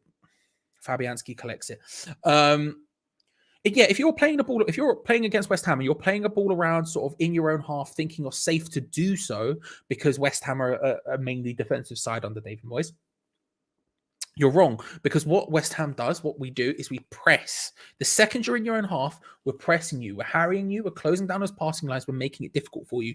And so there, where Chelsea were casually, lackadaisically playing the ball around in their own half, trying to see what they can do with it and playing it back to Mendy under some pressure, and you have Jarrod Bowen herring down on him. There was another player as well who was herring down on him. I don't know who it was. It's just stupid. It's basic. We saw that the first goal against Zagreb, for example, where they were passing it around at the back. They play it across the goal. Mikel Antonio gets a touch, slots it in. That kind of thing. We will consistently do that. What you need to do is exactly what Brighton did. If you want to play that sort of calm, passing, retention, possession, all that sort of stuff, which is fine, fair enough, then you need to do it in our half. What Man City did, you need to do it in our half. You need to be as far forward as possible because, to be honest, and there's not really much danger to it. If you're making sure your centre-backs are sort of on the halfway line, I know you're going to be scared. Chelsea again playing themselves into trouble. Christensen trying to, under some pressure, playing it back to Mendy. Mikel Antonio herring it down at him. He's just forced to clear it out. To be fair play to Antonio. I criticised him enough today. I'll give him that. Ben Johnson takes the throw in quickly, shifts it onto his left foot, tries to play in another throw in higher up the pitch. All of a sudden, West Ham are the aggressors here and in the ascendancy. They show Johnson onto his right foot, whips it in, was looking for WHUCHE, couldn't quite get there. The up does well to find Rice. It's a poor header backwards. Shaky from West Ham. Shaky Zuma climbing up high to do that. Now we play it away. Now we play it away. What you need to do, there's not much concern if you do that. If you can keep your centre back sort of vaguely on the halfway line and hold on possession in our half, then you can nullify our threat for the most part. Because as much as you might be scared of, say, Mikel Antonio going and counter-attacking run, as much as you might be as scared as, say, Jared Bowen on a counter-attacking run or something, which isn't really true. Bowen going down in the middle there, him and Rudiger coming together. Don't know what happened there. West Ham trying to pass it around now, seeing what they can do. WHUCHE. This is really awkward play from West Ham. Rice, awful pass. Loftus-Cheek collects it. He's got Ziyech ahead of him. He's got Havertz ahead of him. Ziyech, nice control. Pings it over, looking for Mason Mount. Hits it. Is a beautiful goal. You can't act like that is not an absolutely brilliant finish. Yeah, as much as people don't want me to say it, probably Declan Rice. Probably shouldn't. 2-1. 2-1. What an L. What an L. That was a really good strike from Mason Mount, to be fair.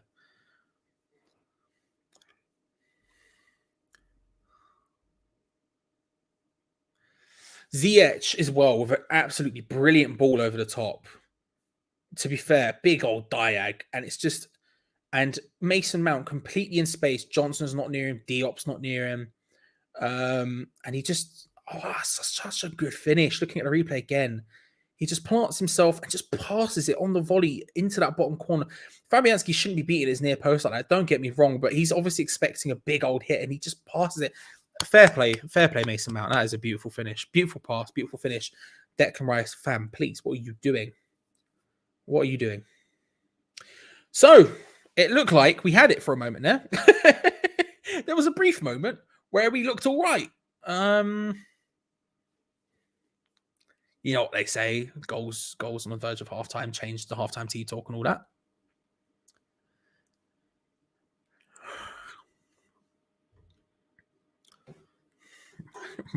Bryce looking forward from all Mason Mount. Yeah. Yeah.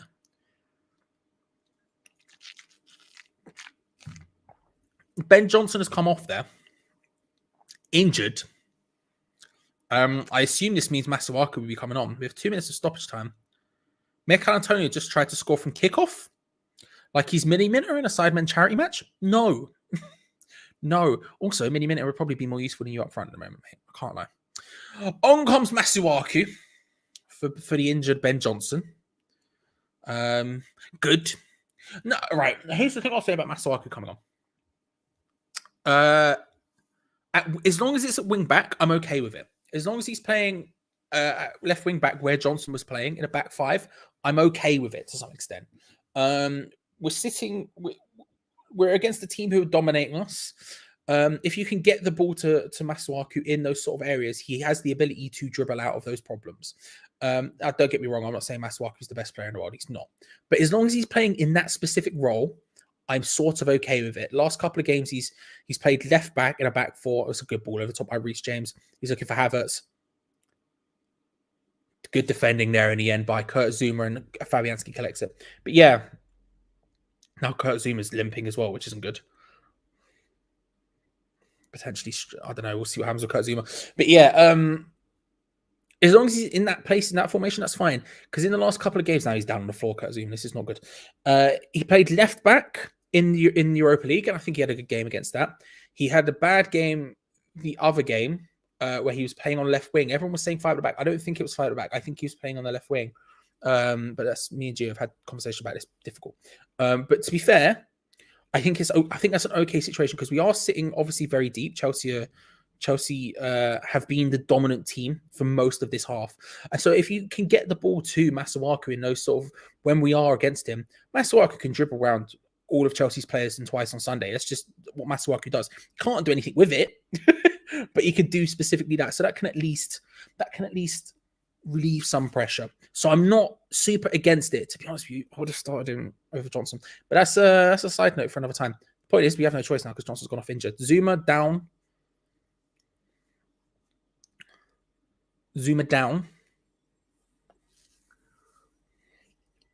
We'll see what happens.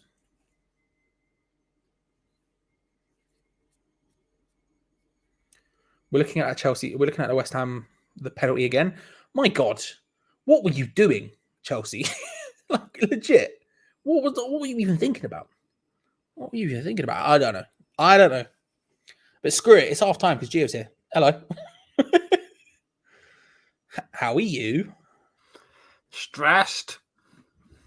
It's a very stressful game. I'm more stressed today than I was against Brighton, Man City, even Liverpool for some reason. Even though we're protecting a lead for the majority of the game against Liverpool, I probably felt more comfortable in that game. I don't know why, but today I feel stressed watching that half.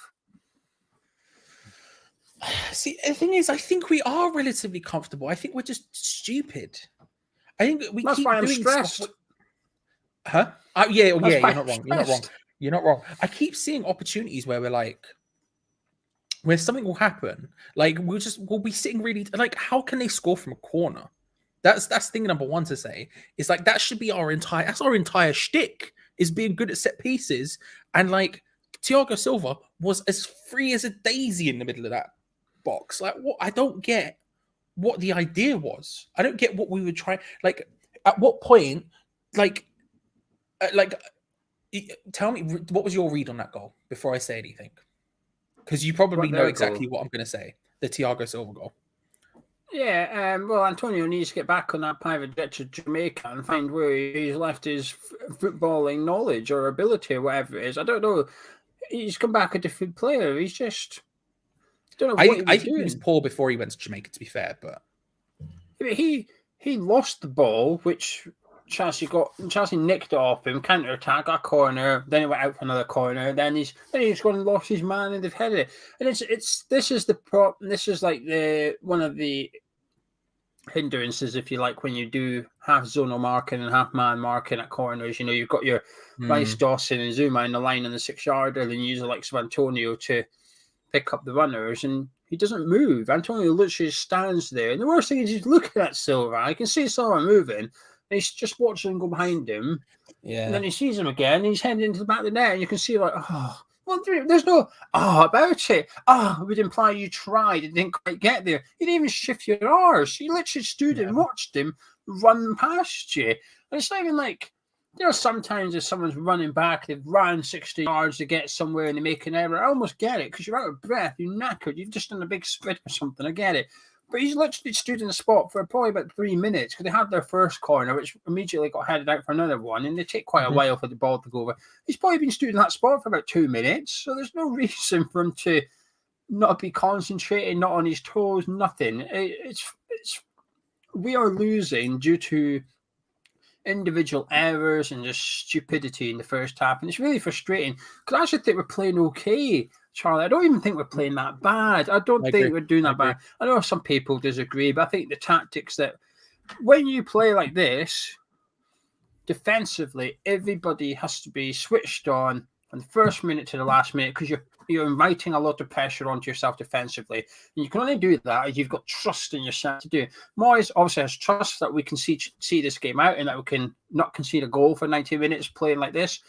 And do you know something? Had it not be for Antonio and had it not be for that goal that we just conceded, he's probably correct. I think generally we've looked okay. We've kept them restricted to long distance shots for large parts of that game. We've posed a threat going forward. I think we've actually looked a lot more dangerous in that half than the whole of the 90 minutes against Brighton. That's why I'm really frustrated because some player, everybody's trying hard, but there's some players who've given 100% in that first half, done nothing wrong, and they're losing because their teammates have let them down. And this is where I'd almost wish we'd employed Roy Keane, so Roy Keane could lamp one or two of them at halftime and say, "What on earth are you doing?" I mean, to be fair, we've got enough angry boys in our coaching staff to hopefully that be the case. But at the same time, I know exactly what you mean. All right. I'll be back in a second. Enjoy yourself and cheers. Good luck. Right, how you all feeling in life? So I'm feeling very frustrated. I'm really worked up today. I'm really, really worked up. I think it's because I feel like we've played all right. I think we've done okay. It just comes down to individual players in instances that were 2-1 down. And let's see what you guys are saying. Ironix is saying Johnson was slow to block Mount's shot. He must have been injured, pulled up, and it cost us a goal. Fabianski's been good. However, he should have saved both goals. The second one, yes. I think the first one, I'm not okay with it. I would rather he did save it.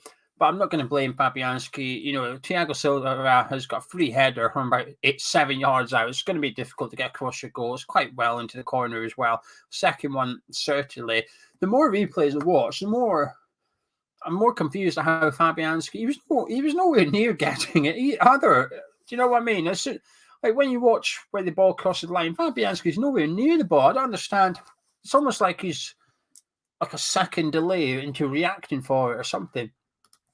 Jason says he thinks we're doing fine. At least we're making a game of it. All still play for. I agree with that. Giovanni, like your name, he says Fabianski was poor on the second goal. Steven says that he's getting fed up with us not winning. It's lucky with such a good start because in this form we'll be relegation fodder. Dougie says Antonio's a liability. He gives the ball away and doesn't look like scoring. Adam says Bowen's done most of the running. He's been good. I agree with that. I think Bowen has done well. We know Mendy will take the ball from his defenders. He doesn't mind playing football out at the back. We've got a bit of a plan there. Even Chelsea's goal kicks were sitting on the edge of the 18-yarder, basically saying, go on then, do your 3-yard pass and we're going to come into the box and press you. I've been impressed with our pressing from the front, actually. I have been. And I think Bowen has been the main man in that. Gary says the wheels are coming off drastically. Injuries, Moyes picking wrong teams, players making mistakes. Chippy says, Bowen up front, anyone on for Antonio? His granny is free. Arthur says that he's hoping that Zuma is okay. Paris King says Dawson's doing good. I assume he's talking to someone else because I don't think I've mentioned Dawson, so it's not me, I don't think. Maybe it is. Sausage. This is a Chelsea fan. I don't mind opposition views on here as long as they're just don't slag off West Ham fans and live chat kind of things. But anyway, Sausage says, just want to say West Ham are a credit Premier League, easily the best team played this season. Unlucky first half, but what a goal by Mason Mount. Yep, Charlie Pringles aren't crisps. He's away. He's peeing at the minute. Jess says Masuaku's on. That's why I'm stressed, I think. That's why I'm stressed. James says Antonio's only scored twice in the league since August. Something isn't right. Ahmed says he's shocking. Lauren says that Johnson's missing for the second goal. I think he was injured. What I will say is if he was injured, and this is going to sound really harsh on Ben Johnson, he should have went down because he was injured prior. I think when Mason Mount had that shot from outside the box, he went running out to him. I think that's where Johnson's picked up the injury. Your keeper's got in his hands now. You know, Fabianski caught it. Go down. Just say to Fabianski, chuck the ball out. I need a bit of treatment. I know he's played on. He's done his best to try and get through an injury. But I think it's a bit different when you're a defender compared to a striker. I think a striker trying to play through the injury is one thing. But when you're a defender, it's a bit risky. Alan said he's frustrated. We're doing difficult jobs and individual errors last time. That's my opinion. Harry says, Gio, we're still in it. Come on, you Irons. I'm all right. I'm not saying we're playing bad. I'm still feeling okay. I think we're going to score in the second half. I think we've got a bit of a chance, but we need to cut out that individual stuff. Contact Light says Chelsea World's going to be strong. Their second was amazing. The problem is we don't press hard from the front anymore, which applies to batters. I disagree with that. If you have a look at our goal, Bowen gets it from pressing from the front. I actually think we've done okay pressing from the front for the first time in quite a while. I think, like I said, I think Jared Bowen's the main man, and there are a couple of opportunities we had where Bowen and Lanzini teamed up on, I think it was Thiago Silva or Jorginho. They nicked it off and went forward together. Bowen intercepted Thiago Silva's pass as well and went forward and had a shot. John saying what happened to Ben Johnson. I think it was when he was closing down Mason Mount. Antonio giving the ball away too much. Why didn't he mark Thiago properly? Ahmed says, I think you're showing them too much respect. I didn't pick the team, to be honest with you, mate. It's not really me that's showing them too much respect. Gonzo says, send me the StreamYard link. Charlie, can you DM it to my Twitter account, and then or send it to Gons on WhatsApp, please, Charlie. Send it to Gons on WhatsApp.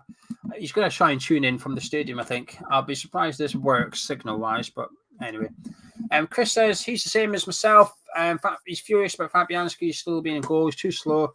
He makes saves you'd expect every goalkeeper to make. We need someone who makes saves that is a little special. I think he's been in good form until today, Fabianski, but I do think that today he's had a bit of a stinky first half, hasn't he? Jordan, I think we played okay. That's 2 goals that could easily been prevented. It's just so annoying. Christian, why is it predictable against the top 6? Part of the boss concede chase shadows. Arsenal fan says Fabianski not at fault. I think he was. Yes, I agree with Dabs here. He says that Rice made a stupid mistake that led to second goal. Completely agree. Rice didn't make the error. It was him that conceded possession. He gave the ball away. I think there was a couple of moments after that where we could have cut the goal out, but Rice was the one that conceded possession for that one. Can't go back for Masuaku. Mate, I'm struggling with a back 5 with Masuaku in the team. I think we could. He might be good in the second half. The one slight advantage that Masuaku's got is Reece James has been wound up. I don't know what happened with him and Lanzini. Obviously, I've seen Lanzini's reaction, which is interesting because Reece James comes across as one of the nicest people in football. So that would imply Reece James has said something to Lanzini. I almost struggle to believe that Reece James has said something that bad to Lanzini, unless he's tried to put him off when putting the ball down or something. He said that he's going to save it, blah, blah, blah. I'm not sure. You're here eating crisps. What do you think? What you're saying? I'm done with the crisps now. I thought you were coming on to tell me what Reece James said. I was looking forward to it. Yeah, he said he called him a numpty. Did you? Yeah. Gonzo said he's going to try it during the second half because of copyright. Of course, if he comes on here with music, kick him right off, please. You can't be doing a 3-hour video and it gets done because he's come on for 30 seconds. Alan says Moises will be fuming, set us up rightly, individual errors letting us down. There you go, Walsh. The live chat's a bit indifferent. Some are saying we're doing all right, individual errors. Some are saying we're playing a bit crap. Some are saying Moises set us up wrong. I think we're doing all right. I do think you can make an argument that. How do I word this? Do you know what? No, I think we're doing all right. And I think he's set up mostly correct. I think most people would have really wanted to see. Most people really wanted to see Lanzini in. Like, I wasn't too fussed, but I can agree with the majority there. That's fine. It's just Antonio. Yeah. It literally is just like, I feel like the weakest point of that front line is Antonio, and that's because we literally have no other options. What can we do? So, like, in my head, I want to. Oh no, I'm not having that today. Given how we're playing, we don't need a striker. Antonio's not playing a striker's role today. Antonio's playing like a. I don't disagree with you. I don't disagree with you. He's out wide. He's crossing the ball. That's the most effective thing he's done. Is find space in those areas. So at that point, what's the point? I agree with you.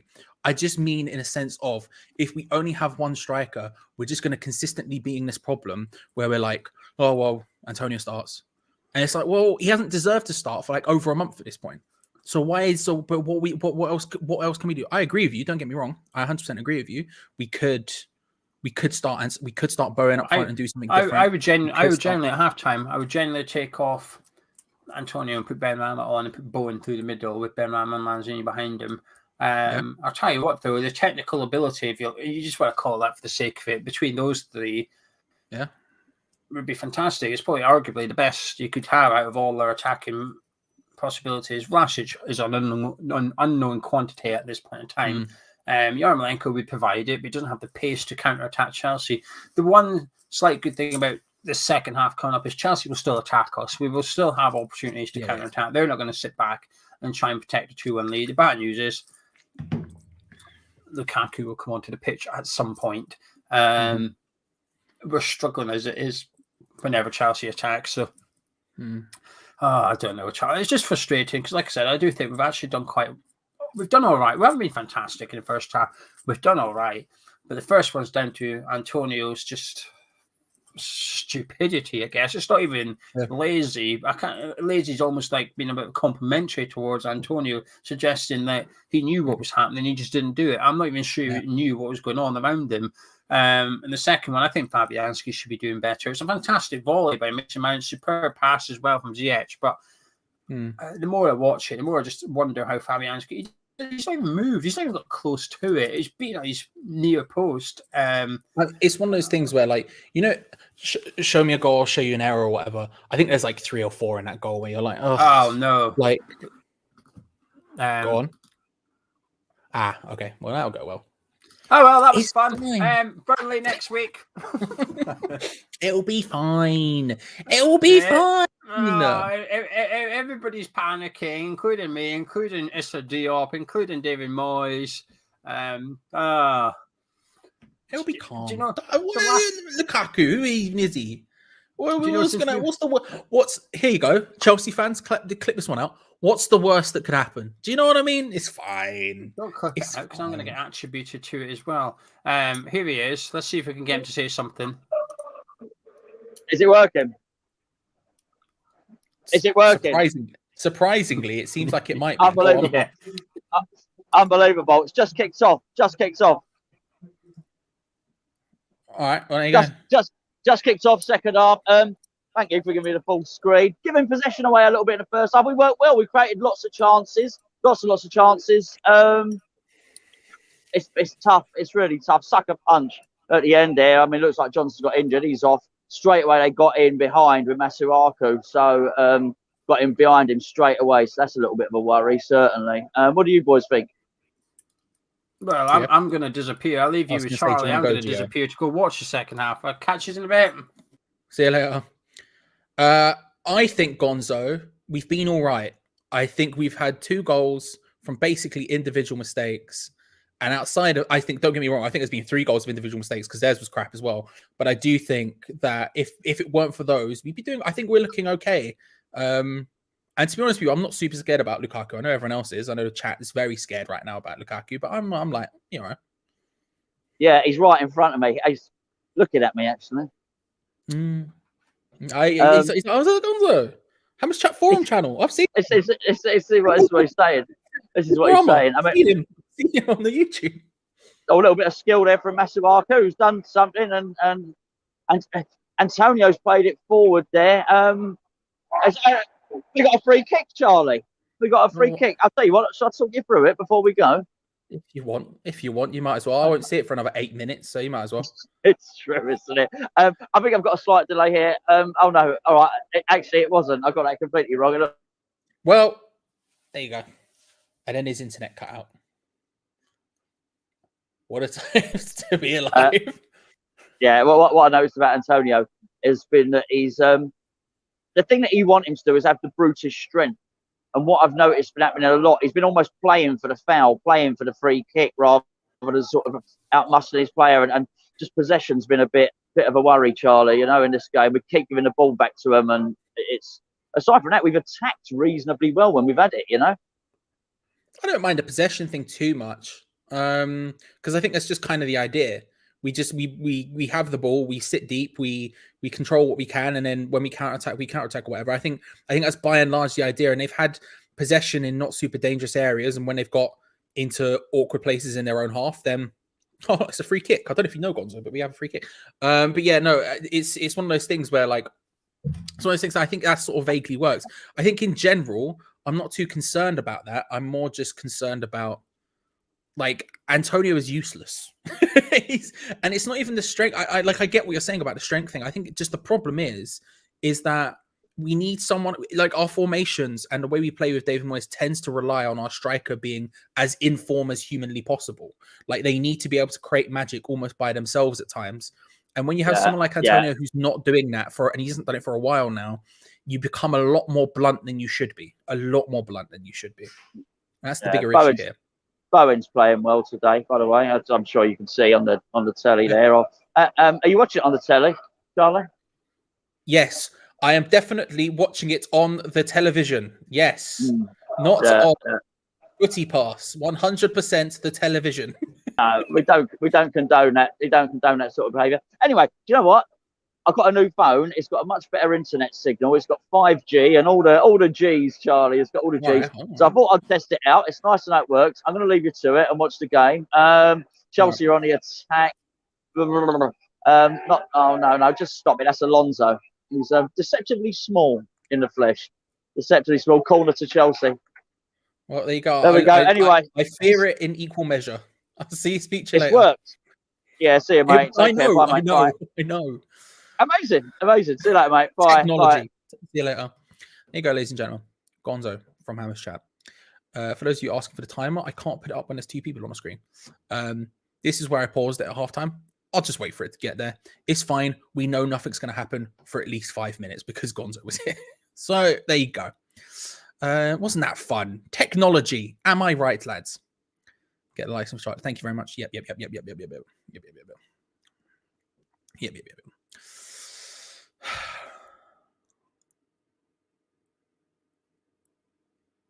So let's see what's going on, shall we? Let's actually watch some football.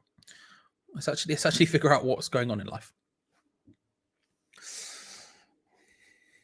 The thing is, I know it's going to be a Chelsea corner in a minute, so I could just wait. There's no point even talking it through. Do you know what I mean? There's no point even talking it through. I've seen once or twice Masuaku picking up the ball and sort of going with it. And again, that's kind of what I'm talking about. He can release you from pressure pretty successfully if you need him to.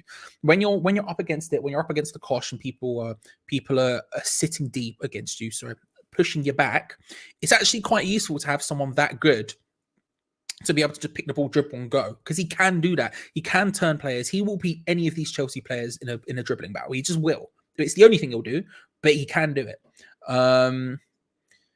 But yeah, so it's not the end. It's not the end of the world. There was that corner bounce off from the opposite corner again. But yeah, no, I knew it's because when Gonzo was here, I couldn't put it in the corner because of the way the screens work, and then it was at 40. It was at 49, so I might as well wait anyway. Who knows? Corner whipped in by Chelsea, looking for it, nodded away. Lanzini just sort of tries to get it as far away as possible. Christensen, nice little flick from Alonso trying it. Doesn't quite manage it.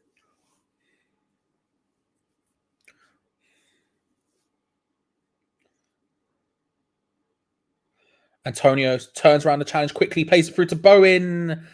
Just wasn't quite fast enough. He also was offside, I think, probably. But it's good defending in the end from Chelsea. Yeah, it was offside. But a nice little idea there. Antonio finally doing something. Just pushed whoever it was to the floor. I think it was Thiago Silva. Yeah, it's poor communication there from Antonio and Bowen. You feel like a little bit better, and one of them could have been through and not offside. Bowen was basically just waiting for the pass. He was screaming for it, and it got not forthcoming. But still, decent play from Antonio before that, at least, and hopefully, a sign of things to come. We can't expect Antonio to do a whole season as main striker. When asked if it was too much on Ross's interview with David Cross, even Cross said he wouldn't like. Yeah, no, it's 100% true. It's 100% true, GP. There needs to be just that. You need to have a backup. And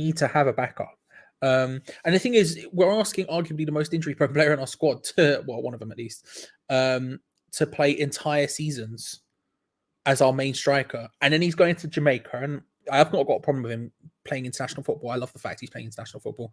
I'm always hyped when a player of ours gets called up for international football. But it is just a bit ridiculous.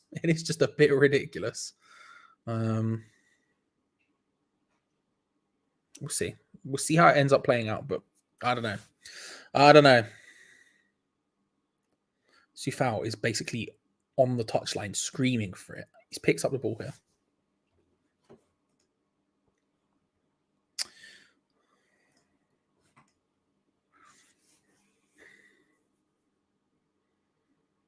Chelsea pressing, harrying relatively well, forcing Fabianski into an awful clearance, but we haven't made the best of it. But not good. The worst thing is we can see the frailty here. That's the worst part about it a little bit, is you can see the frailty, you can see it and go, oh, there is an opportunity here for West Ham to get something if they could. If we do something like this, if we change this up a little bit, if we do something a bit different, we could do this. We could 100% get a result from this game. Be it a draw, be it a win. We 100% could, but as of yet, individual annoying errors have stopped it. Stopped it.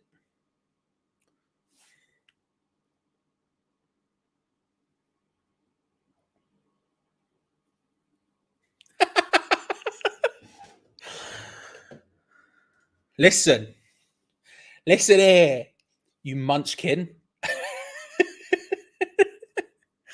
I don't know. It's something to do with my birth, probably. You know what I mean? Hi, Louis. You're right. Declan Rice was just straight into him there, trying to charge forward, battling.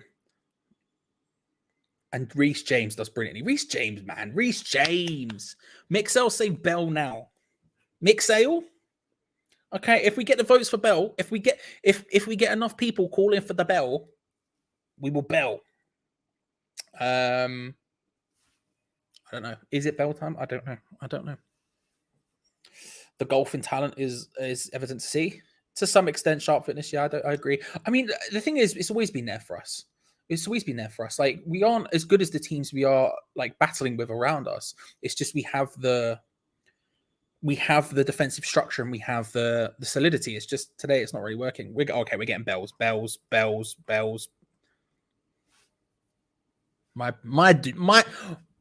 My G. Subscribe to Burkus for big Destiny plays. Right, I'm putting the poll in chat. The bell has been called for.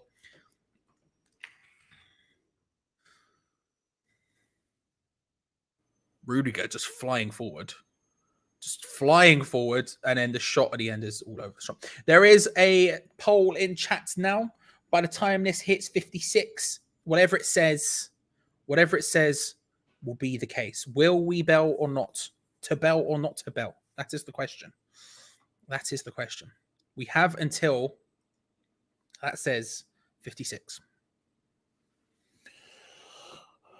Right, there we go. West Ham playing it around at the back, trying to just work their way forward. Lanzini's dropped very deep in this half, trying to get more involved, which I think is the right thing to do. You want him as deep as possible. When you've got Chelsea, so many Chelsea people in and around us, you want him as deep as possible to be able to create some opportunities and then leave Bowen and Antonio being the attackers. That's a good ball. Antonio does well there. He creates a bit of opportunity. Kufau, Bowen standing on the edge of it. Hits the first time.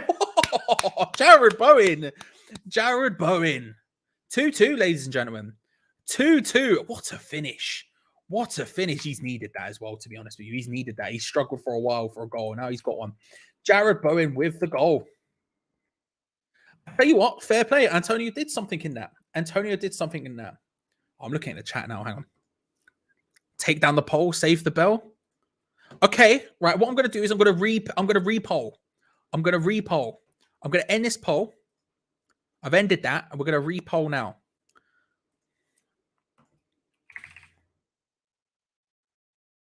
Is it bell time? I've put a new poll in, brand new poll. When that has 58, we'll take it from there. Is it a bell time now? We'll see. But Jared Bowen, good finish. Hits it through the legs of Christensen into that bottom corner. Do you know what? It's not even as deep into the corner as you probably want it. But you suspect Mendy's maybe seeing it a little bit late from going through Christensen's legs. Good finish. Come on. And again, fair play to Mikel Antonio. He does well in the build-up. He looks more active.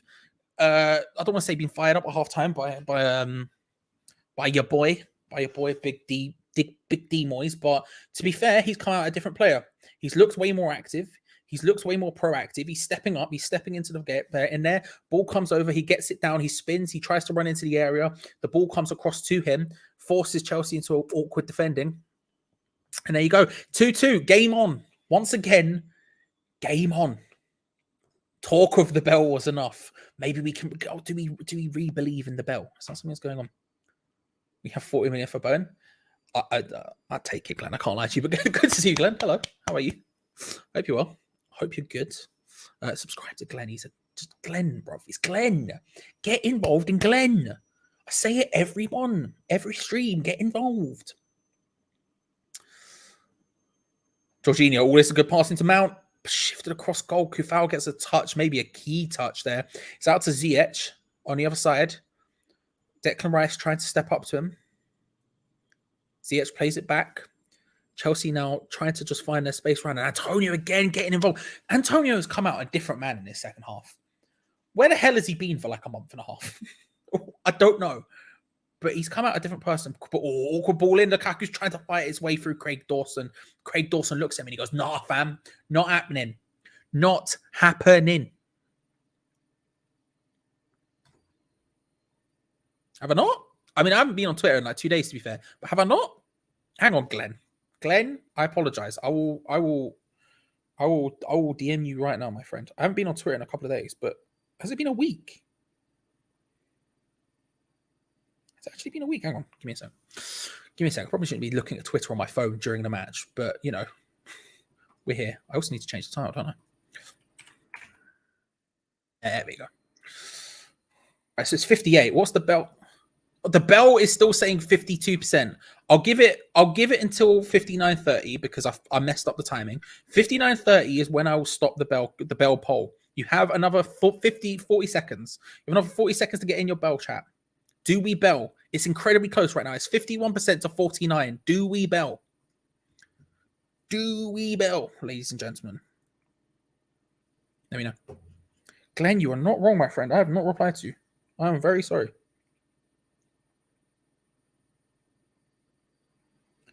I'm a donut.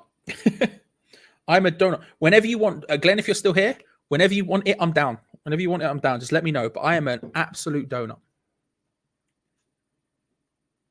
Here we go. 59, 30 is about to hit. 26, 27, 28, 29, 30. I crap you not. The poll ended 50%. 50-50. No bell. The bell motion has not passed.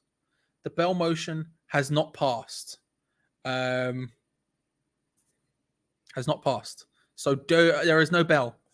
If there is other bell shouts within the next sort of in post 5 minutes, I think we need a bell cooldown timer. So once it gets to 65, we can recall for the bell time with a bell poll. But 50-50, I've never seen a 50-50. It ended 50-50. Anyway.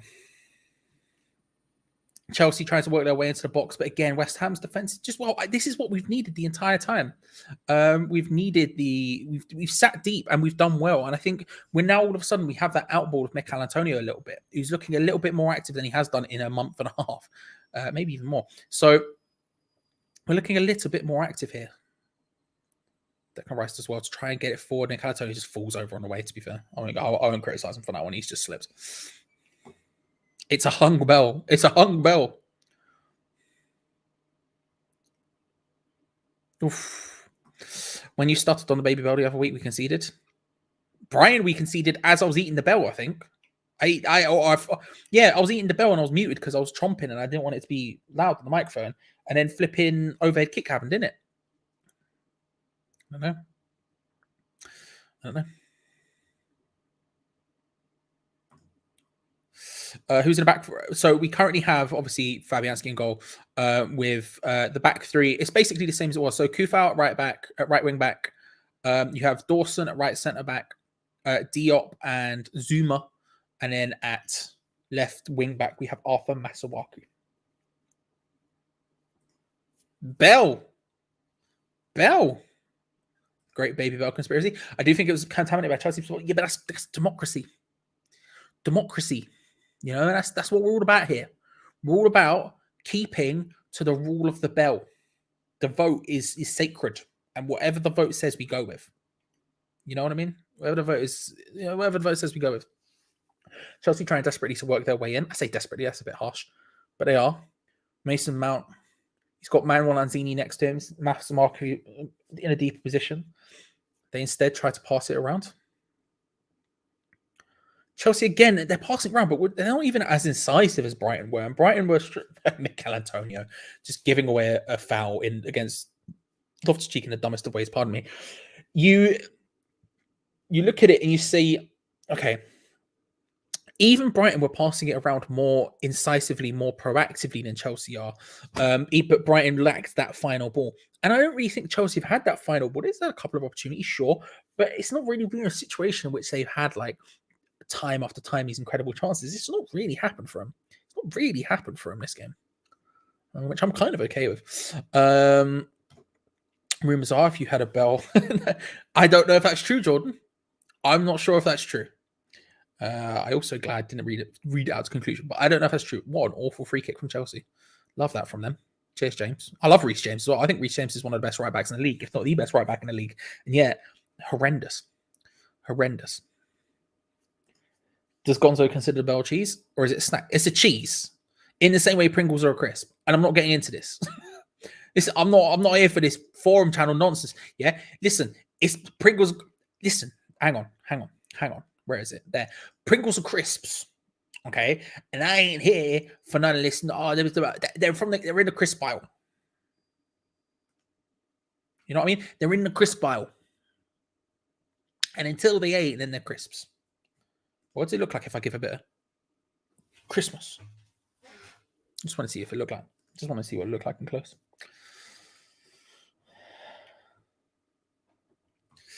What do you get by like? What do you get? Question: what do you get by likes on the video? Listen. So like the way likes work on YouTube is the more you like it, the more likely the video is to be promoted to other people to watch it. Essentially, so when you like the video, it makes it more likely for YouTube to take it and go. So like when people ask you to like it, that's why, because it gets shown to more people. The more people are shown, the more people likes. Click on it. Stop. Loftus-Cheek does well there, to be fair. Plays it into Romelu Lukaku, who's in what can only be described as an Antonio position for a striker on the wing. Flicks it out to Mason Mount, who tries to dink it across. But again, guess what? Romelu Lukaku, not in the centre, mate. He's done your boy. Mikel Antonio. Jared Bowen does well there, by the way. Steps up against Rudiger and does well. Antonio just trying to battle for the ball. Again, he's looking better in this second half. Even there, where it doesn't work out for him, it looks better for him. It looks significantly better for him. I love this stream, but it's by far the strangest watch-along stream on YouTube. I'll take that. I'll take that all day. I'm delighted with that, Lewis. Thank you very much. I appreciate it. It's what I aim for. I'd rather, you know,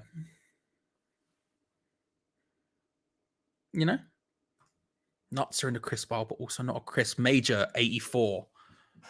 Major 84 has just blown me. What? Oh my God.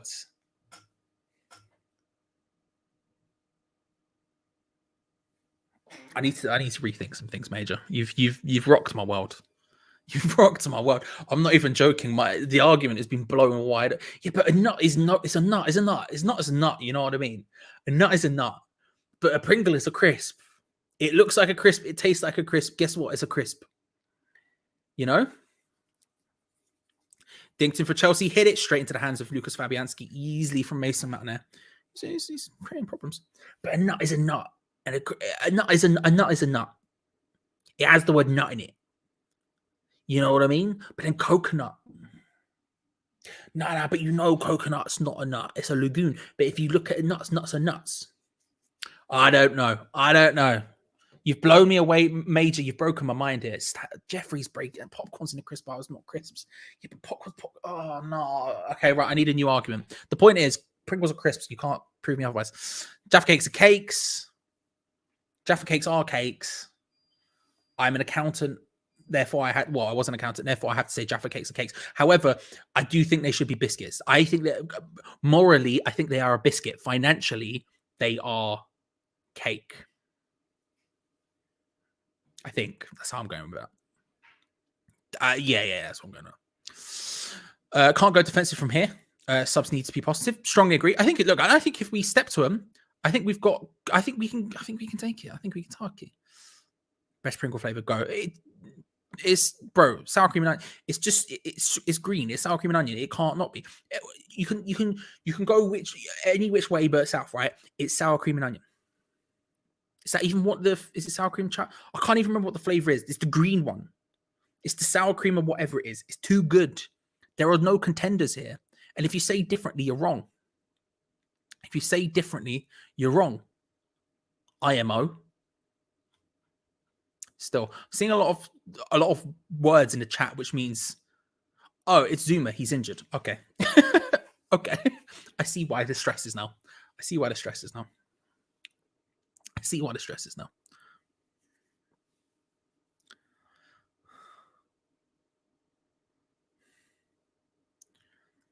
It was played over the top. He's just pulled up as he was running. We saw he was struggling in the first half of something. Yeah, he's just pulled up as he was trying to chase Lukaku. Not good. Not good. Not good at all.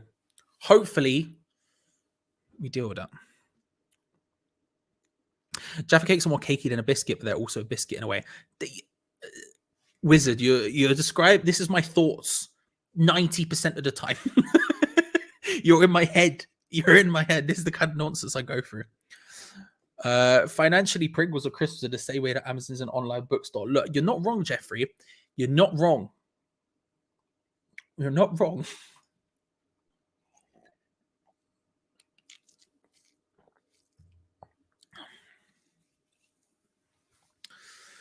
Look, it's obviously incredibly bad. It's obviously incredibly bad if Kurt Zuma is injured. Kurt Zuma, I don't know if you've heard, is pretty freaking good. Kurt Zuma's pretty flipping good. And so obviously if he's out for a significant period of time, that is bad. But I don't think it is the end of the world. We didn't need him last season. We finished really high up. We don't necessarily need him this season, but we'll see what happens. Hopefully this isn't too deep. Hopefully this isn't an issue that's too deep. But we'll see. We'll see. Pablo Fornals is coming on, meaning we're switching to a back four. Scary, but still good ball in from Masuaku, but no one there because Mikel Antonio was the one who laid it to him. Straight into the hands of Mendy. Scary, don't get me wrong. I guess the options what options could you have? If you really wanted to stay at 5, I guess you could move Declan Rice back there, but I doubt that's going to happen. It will probably be a 4 at the back. It will probably be a 4-2-3-1. You'll see Lanzini, you'll see Fornals out on the left, you'll see Bowman out on the right, Lanzini at the 10 position, and Mikel Antonio playing up front. It's not necessarily the end of the world, but it will significantly change how we defend. And I wish us luck. I wish us luck because it's not something I would want. They're legally considered cakes. That's what I'm saying, right? Because I'm again, as an accountant, you literally have to learn this. It's like in the accountancy. What's the word I'm looking for? Not legislation. What's the word? What is legislation? But what's the flipping word? What's the word I'm looking for? The syllabus. It's in the accountancy syllabus. So the accountant in me is like, no, it's a cake. Spiritually, it's a biscuit. Spiritually, it's a biscuit.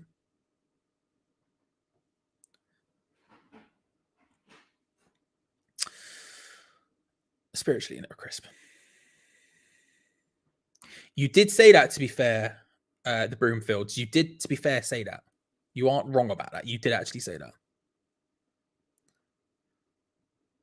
I saw someone say big favorite Christmas movie. I can't see it now. I've just scrolled up to try and find it. It's obviously Muppet Christmas Carol. It's obviously Muppet Christmas Carol. Free kick to Chelsea in a good area, by the way. On Hudson-Odoi and Bowen. Him and Kufal were both complaining. It was 100% a foul. It's obviously a Christmas foul.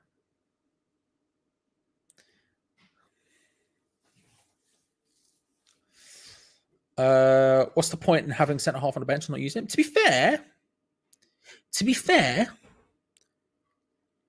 we don't. We don't. But I think also you want to go attacking to some extent. Headed away by Souček. Masuaku gets a touch on it. Pablo Fornals, Declan Rice working well. Manuel Lanzini. This is the sort of thing Pablo Fornals brings. What a boy. What a boy. I know there's some people in this chat who don't like him, but I bloody love him. I bloody love him.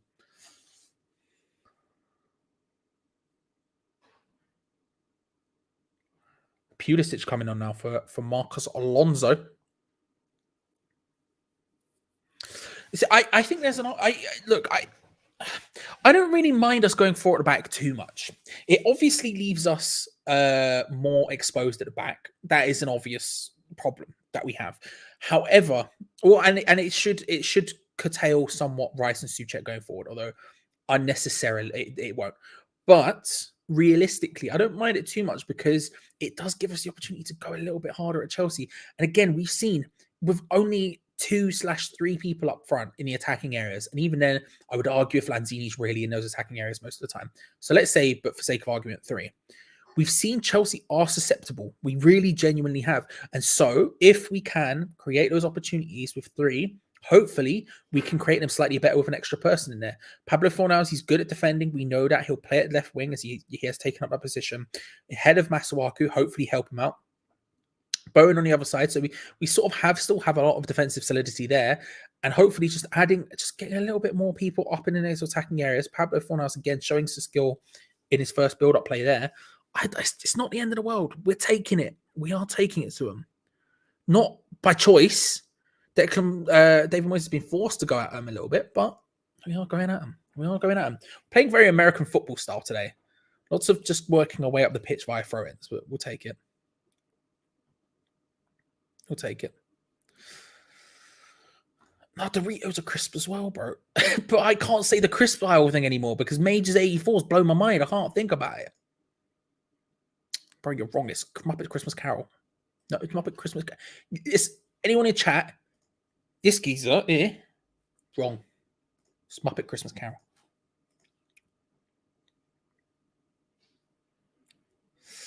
This is where European games will have helped us. At least these two have plenty of experience playing together. That's a really good shout, Alan. I didn't even think about that. That's an excellent shout. That is an excellent shout. That's a really good shout. Bowen, Fornals, first time pass on to Antonio. Does well to battle for the ball. Plays it across. Bowen. Oh, it's close. Close from Jarrod Bowen. Couldn't have done anything more there, Jarrod Bowen. I'll tell you what, we're knocking on the door. Bowen slips it into Pablo Fornals. The first time, lays it out to Antonio. Again, existing in this second half, doing well. Zooms across the box for Jarrod Bowen. It's a really good pass, and he's just, mate, if he just had those go-go gadget legs a bit more, it would have been in. Unlucky, but we're knocking on the door. We're making ourselves heard. Chelsea can't... Look, let's be real about this. Chelsea fans won't be sitting pretty right now. They won't be entirely comfortable right now. They might be confident, Bowen does really well. Let's flick the ball over the defender's head. Tries to create a little bit of space. Wins a free kick and go there. We'll take that. We'll there. Chelsea fans will not be sitting comfortably right now. Chelsea fans won't be sitting there going, we've got this. You know, at beginning of half-time, when it was 2-1 to them, and there were a lot of Chelsea fans in the chat getting quite confident, and that's fair enough. You can be quite confident. I ain't got a problem with that. As long as you're not actively causing trouble, like I say, fans of any team are welcome. They won't be doing that right now. It's 2-2, and this game is kind of on a knife edge. If you said to me, this game ends, there's another goal in this, I wouldn't be able to tell you which way it goes at all. Jarrod Bowen's played a free kick in, whips it in, cleared away.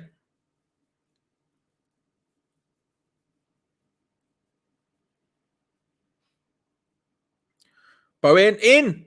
Ooh, Souček was there, but Mendy gets the save.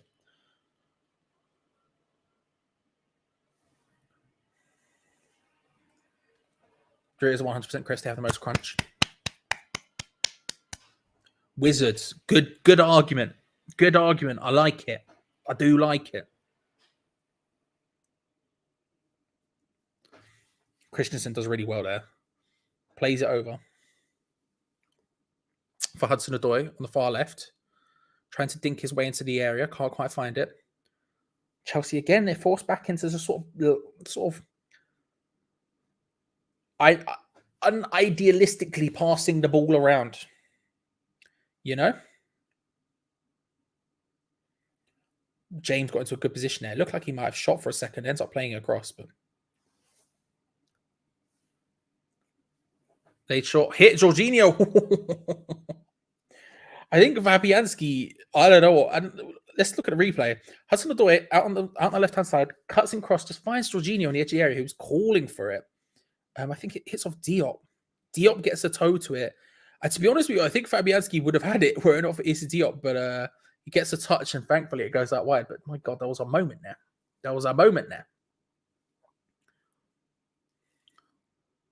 Header from the corner from Loftus-Cheek, cleared away awkwardly by Dawson, but it does happen. Mount's cross in, poor, and now West Ham can counter-attack. Fornals can't quite get there. West Ham players down in the area. Chelsea tried to continue even though the whistle was blown there. It doesn't end up happening. Who was down? Kufal. Twiglets are a shammer for crisp. Look, Twiglets are they're just morally wrong. I don't even know what a Twiglet is. All I know is that I'm not for it. That's a lie. You give me Twiglets, I'll eat them quite happily, but I don't know what they are. They defy definition, does a Twiglet. You know? I don't really know what they are. Could be anything. Could be anything.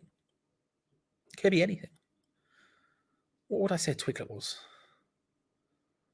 I don't even know what Twiglets are made out of.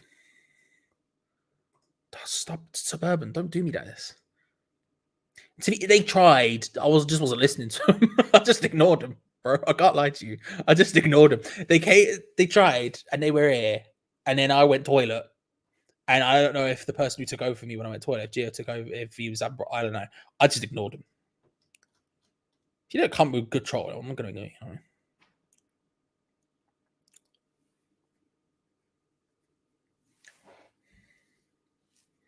Thiago Silva just striding forward. 1-2 pass, gets into the opposite. Hudson-Odoi tries to whip it across. Masuaku's the one who gets the header away. West Ham battling for it. Lanzini, nice little chest, flicks it over, looking for Jarrod Bowen. There's a bit too overhit there. Bowen couldn't get there.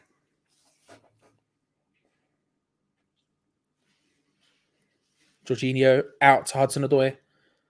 Back to Pulisic. Tries to whip it across. Souček just standing there, says no, and then points to where the ball could be. Not where it is, where it's going, but where it could be. He went, oh, that way. And everyone went, oh.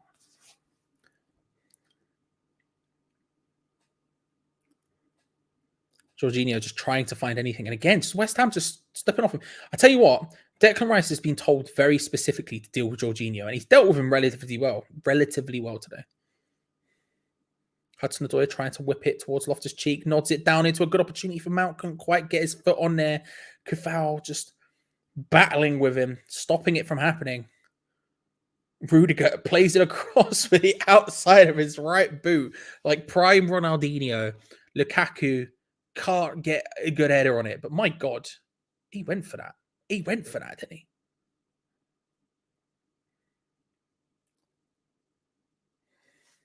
He went for it. Look, I've changed my mind. Twiglets are all right. I quite like a Twiglet. I do quite like a Twiglet. I changed my mind. As I said it, I knew I was wrong. I thought to myself, this is an incorrect statement I'm making here. And I agree with that. I think I was in the wrong there. I do like a Twiglet.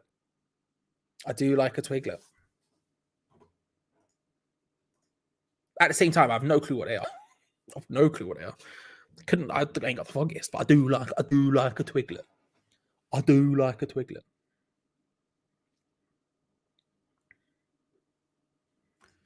Oh, Quality Street. Quality Street. Again, I'll eat either, but Quality Street.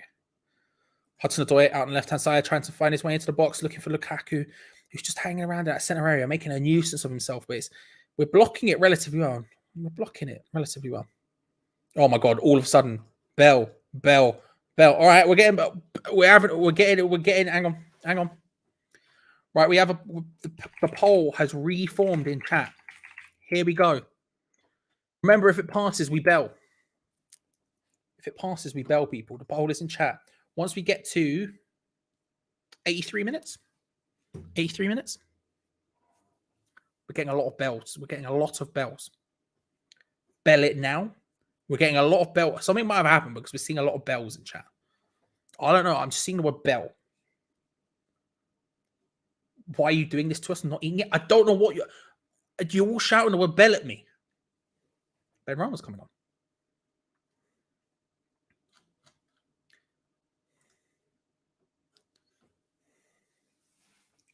Maybe West Ham have a penalty. I have no idea. I'm just seeing the word bell.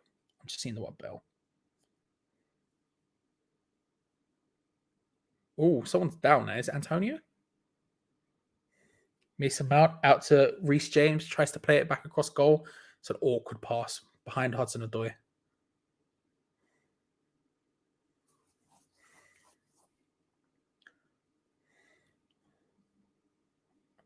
Oh, goal kick. I thought that was a corner, but Masuaku apparently didn't get the last touch. We're fine with it. We're fine with it. I just seen the word bell. Why has everyone gone mad with the bells? All of us, I'm concerned. It's scary. Sometimes one person says bell and then everyone gets involved with it. Not everyone collectively just started going bell, bell, bell, bell. I'm trying to figure out what happened. How would you feel about a draw at this point? I'd take it. I don't want to, but I would. You know what I mean? 8, 7, 6, 5, 4, 3, 2, 1. 81% to 19. We bell. We bell. Here we go. In we get. In we go. Of course, you have the initial rustle. Bowen going through.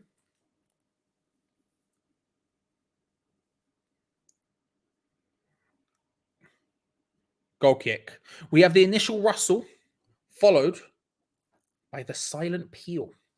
The silent peal of the bell. Let's go with this. Hang on. Hang on. Hang on.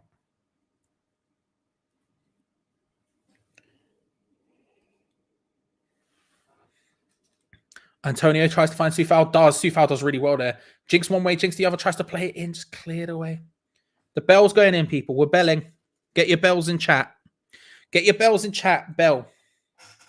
I'm not going to shove it all in my mouth like usual, because that's an issue, but we'll casually bell. You know? You can ring my bell. Ring my bell. Ring my bell.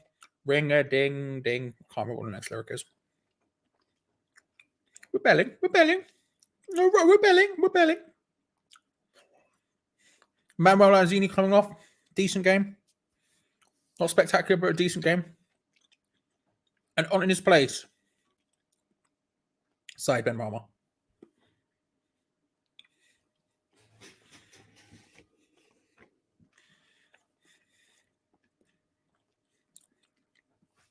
What a pen, by the way, by Lanzini. We've just seen a replay of that. But Bell was complete. We've completed the Bell, people. Bell has happened.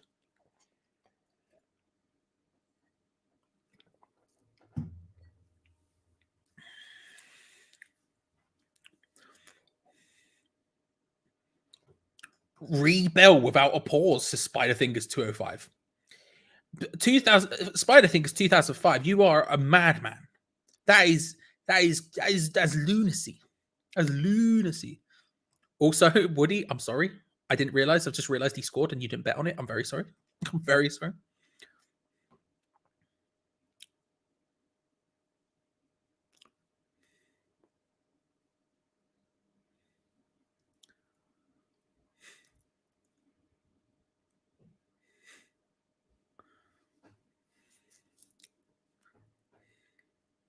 I don't know what Declan Rice had picked up there. It looked like a lottery ticket or something. I don't know if it was a note from David Moyes or what. I don't know what the hell was going on, but he picked up something off the floor and then started yelling at people and looked all confused and didn't know what to do. And he shoved it down his trousers. Fair enough. Fair enough. Oh, Souček just battling. Well played, Souček. That was incredibly scary. I can't lie to you. The way he took that ball was absolutely petrifying, but he did it and he did it well. He did it and he did it well. Declan Rice collects it. Benrahma, nice one-touch pass into Fornals over the top, looking for Antonio. Just couldn't quite get there. Good passing, huh? Good passing. Good passing. And again, that's the ability you get when you have Benrahma and Fornals and that all on the pitch together at the same time. Then you do get that. You do get that. Masuaku. Oh, it's in.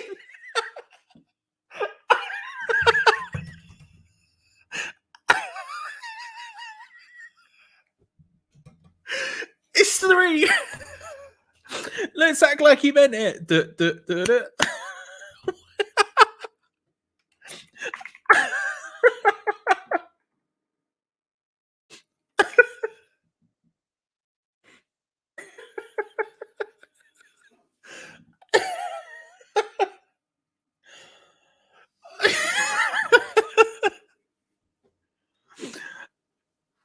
you know what? In Bells we trust. There you go. Antonio nods it down to Masuaku, who tries to whip it across. And I think it hits off Loftus' cheek, and from an insane position, it goes flying into the net. And Masuaku celebrates like flipping prime Eric Cantona, just raises.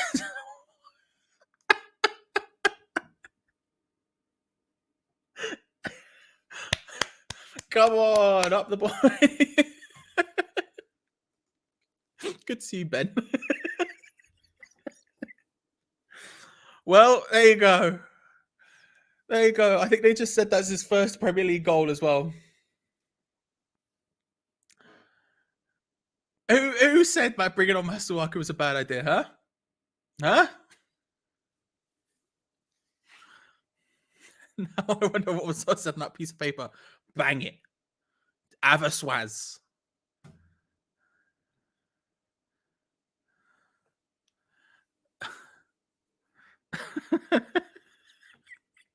There we go. There we go. It's 3-2.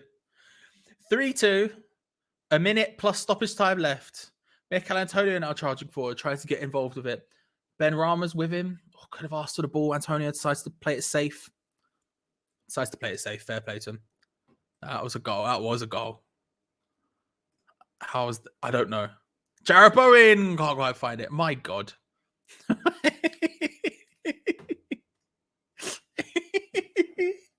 Oh, you love to see it. You really do.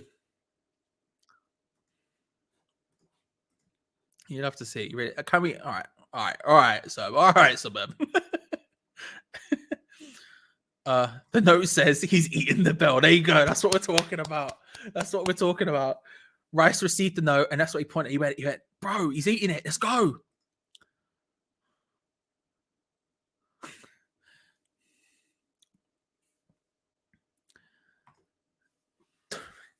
Yes, I do. Yeah, I can't be. It's going to be a problem if I eat more. I don't think we need it. We ate one, and all of a sudden we're 3-2 up. Masuaku scoring from however many far away. You did say that. You 100% said 3-2. Fair play. I respect it. I do respect it.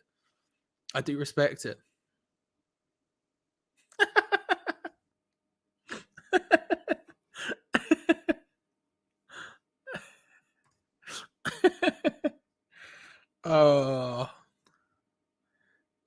you love to see it. You love to see it. Yes, Ben. Thank you very much. Good to see you.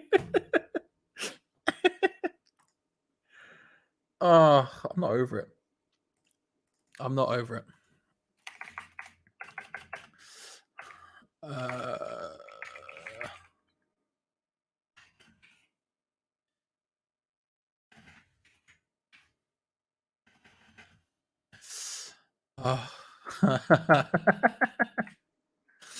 Oh, you love to see it. You really do. You really do. That is hilarious to me. Thank you very much, Ben. I really appreciate it, bro.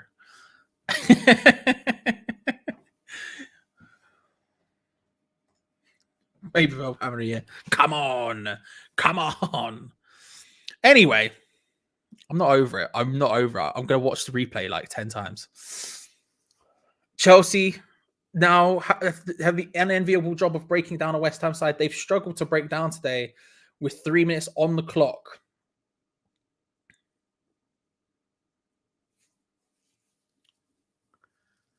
The commentator is now comparing it to the Konchesky goal from the FA Cup final, which is fair. So 4 minutes of stoppage time. We have 2.5 left. Chelsea have struggled to break us down at the best of times today. Both of their goals arguably coming from individual errors. First one, a corner from Thiago Silva, who ended up being completely unmarked by Mikel Antonio. Second one, mistakes from Declan Rice in the passing. Ends up at the feet of Ziyech. She plays an unreal ball and makes him out with a beautiful finish. Don't get me wrong. But when West Ham have been set up fully, they have really struggled to break them down. They've struggled to break us down at all today. And so with 2 minutes left on the clock, they're showing the Masuaku goal again. It's beautiful. With 2 minutes left on the clock, Chelsea now have to try and figure out something they haven't managed to figure out for the rest of the game. Unreal.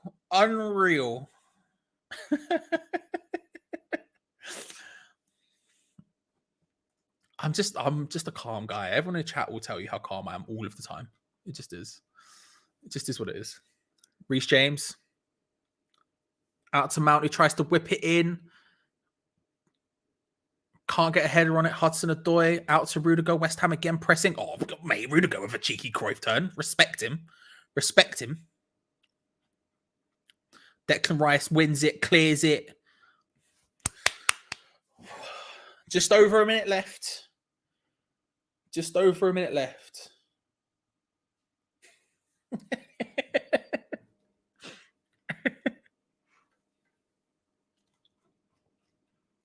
Big ball over the top. Ben Rama and Antonio both trying to chase it.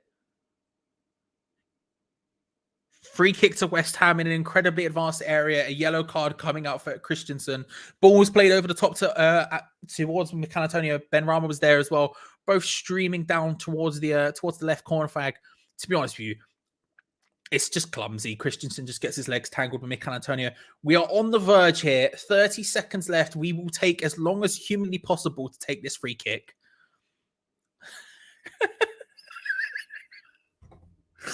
Oh, what a time. Bell man of match. Yeah, quickly, everyone. Before we move on to the review, which will be here soon.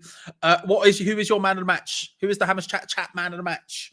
Lob it in the live chat, and whoever gets the most amount of votes in the short space of time we have until the review starts will win it. Let me know. For me, screw it. It's the baby bell.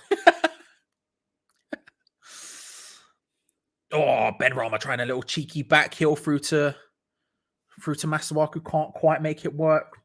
The whistle was about to go, ladies and gentlemen. The 4 minutes have been played. Only the stoppages from the stoppage time will happen. Moyes applauding the boys that he deployed. Chelsea looking to try and take his throw in as quickly as possible. We're at 94.5 minutes. The bell, the whistle. I said the bell. The whistle will have to go any second. There it is.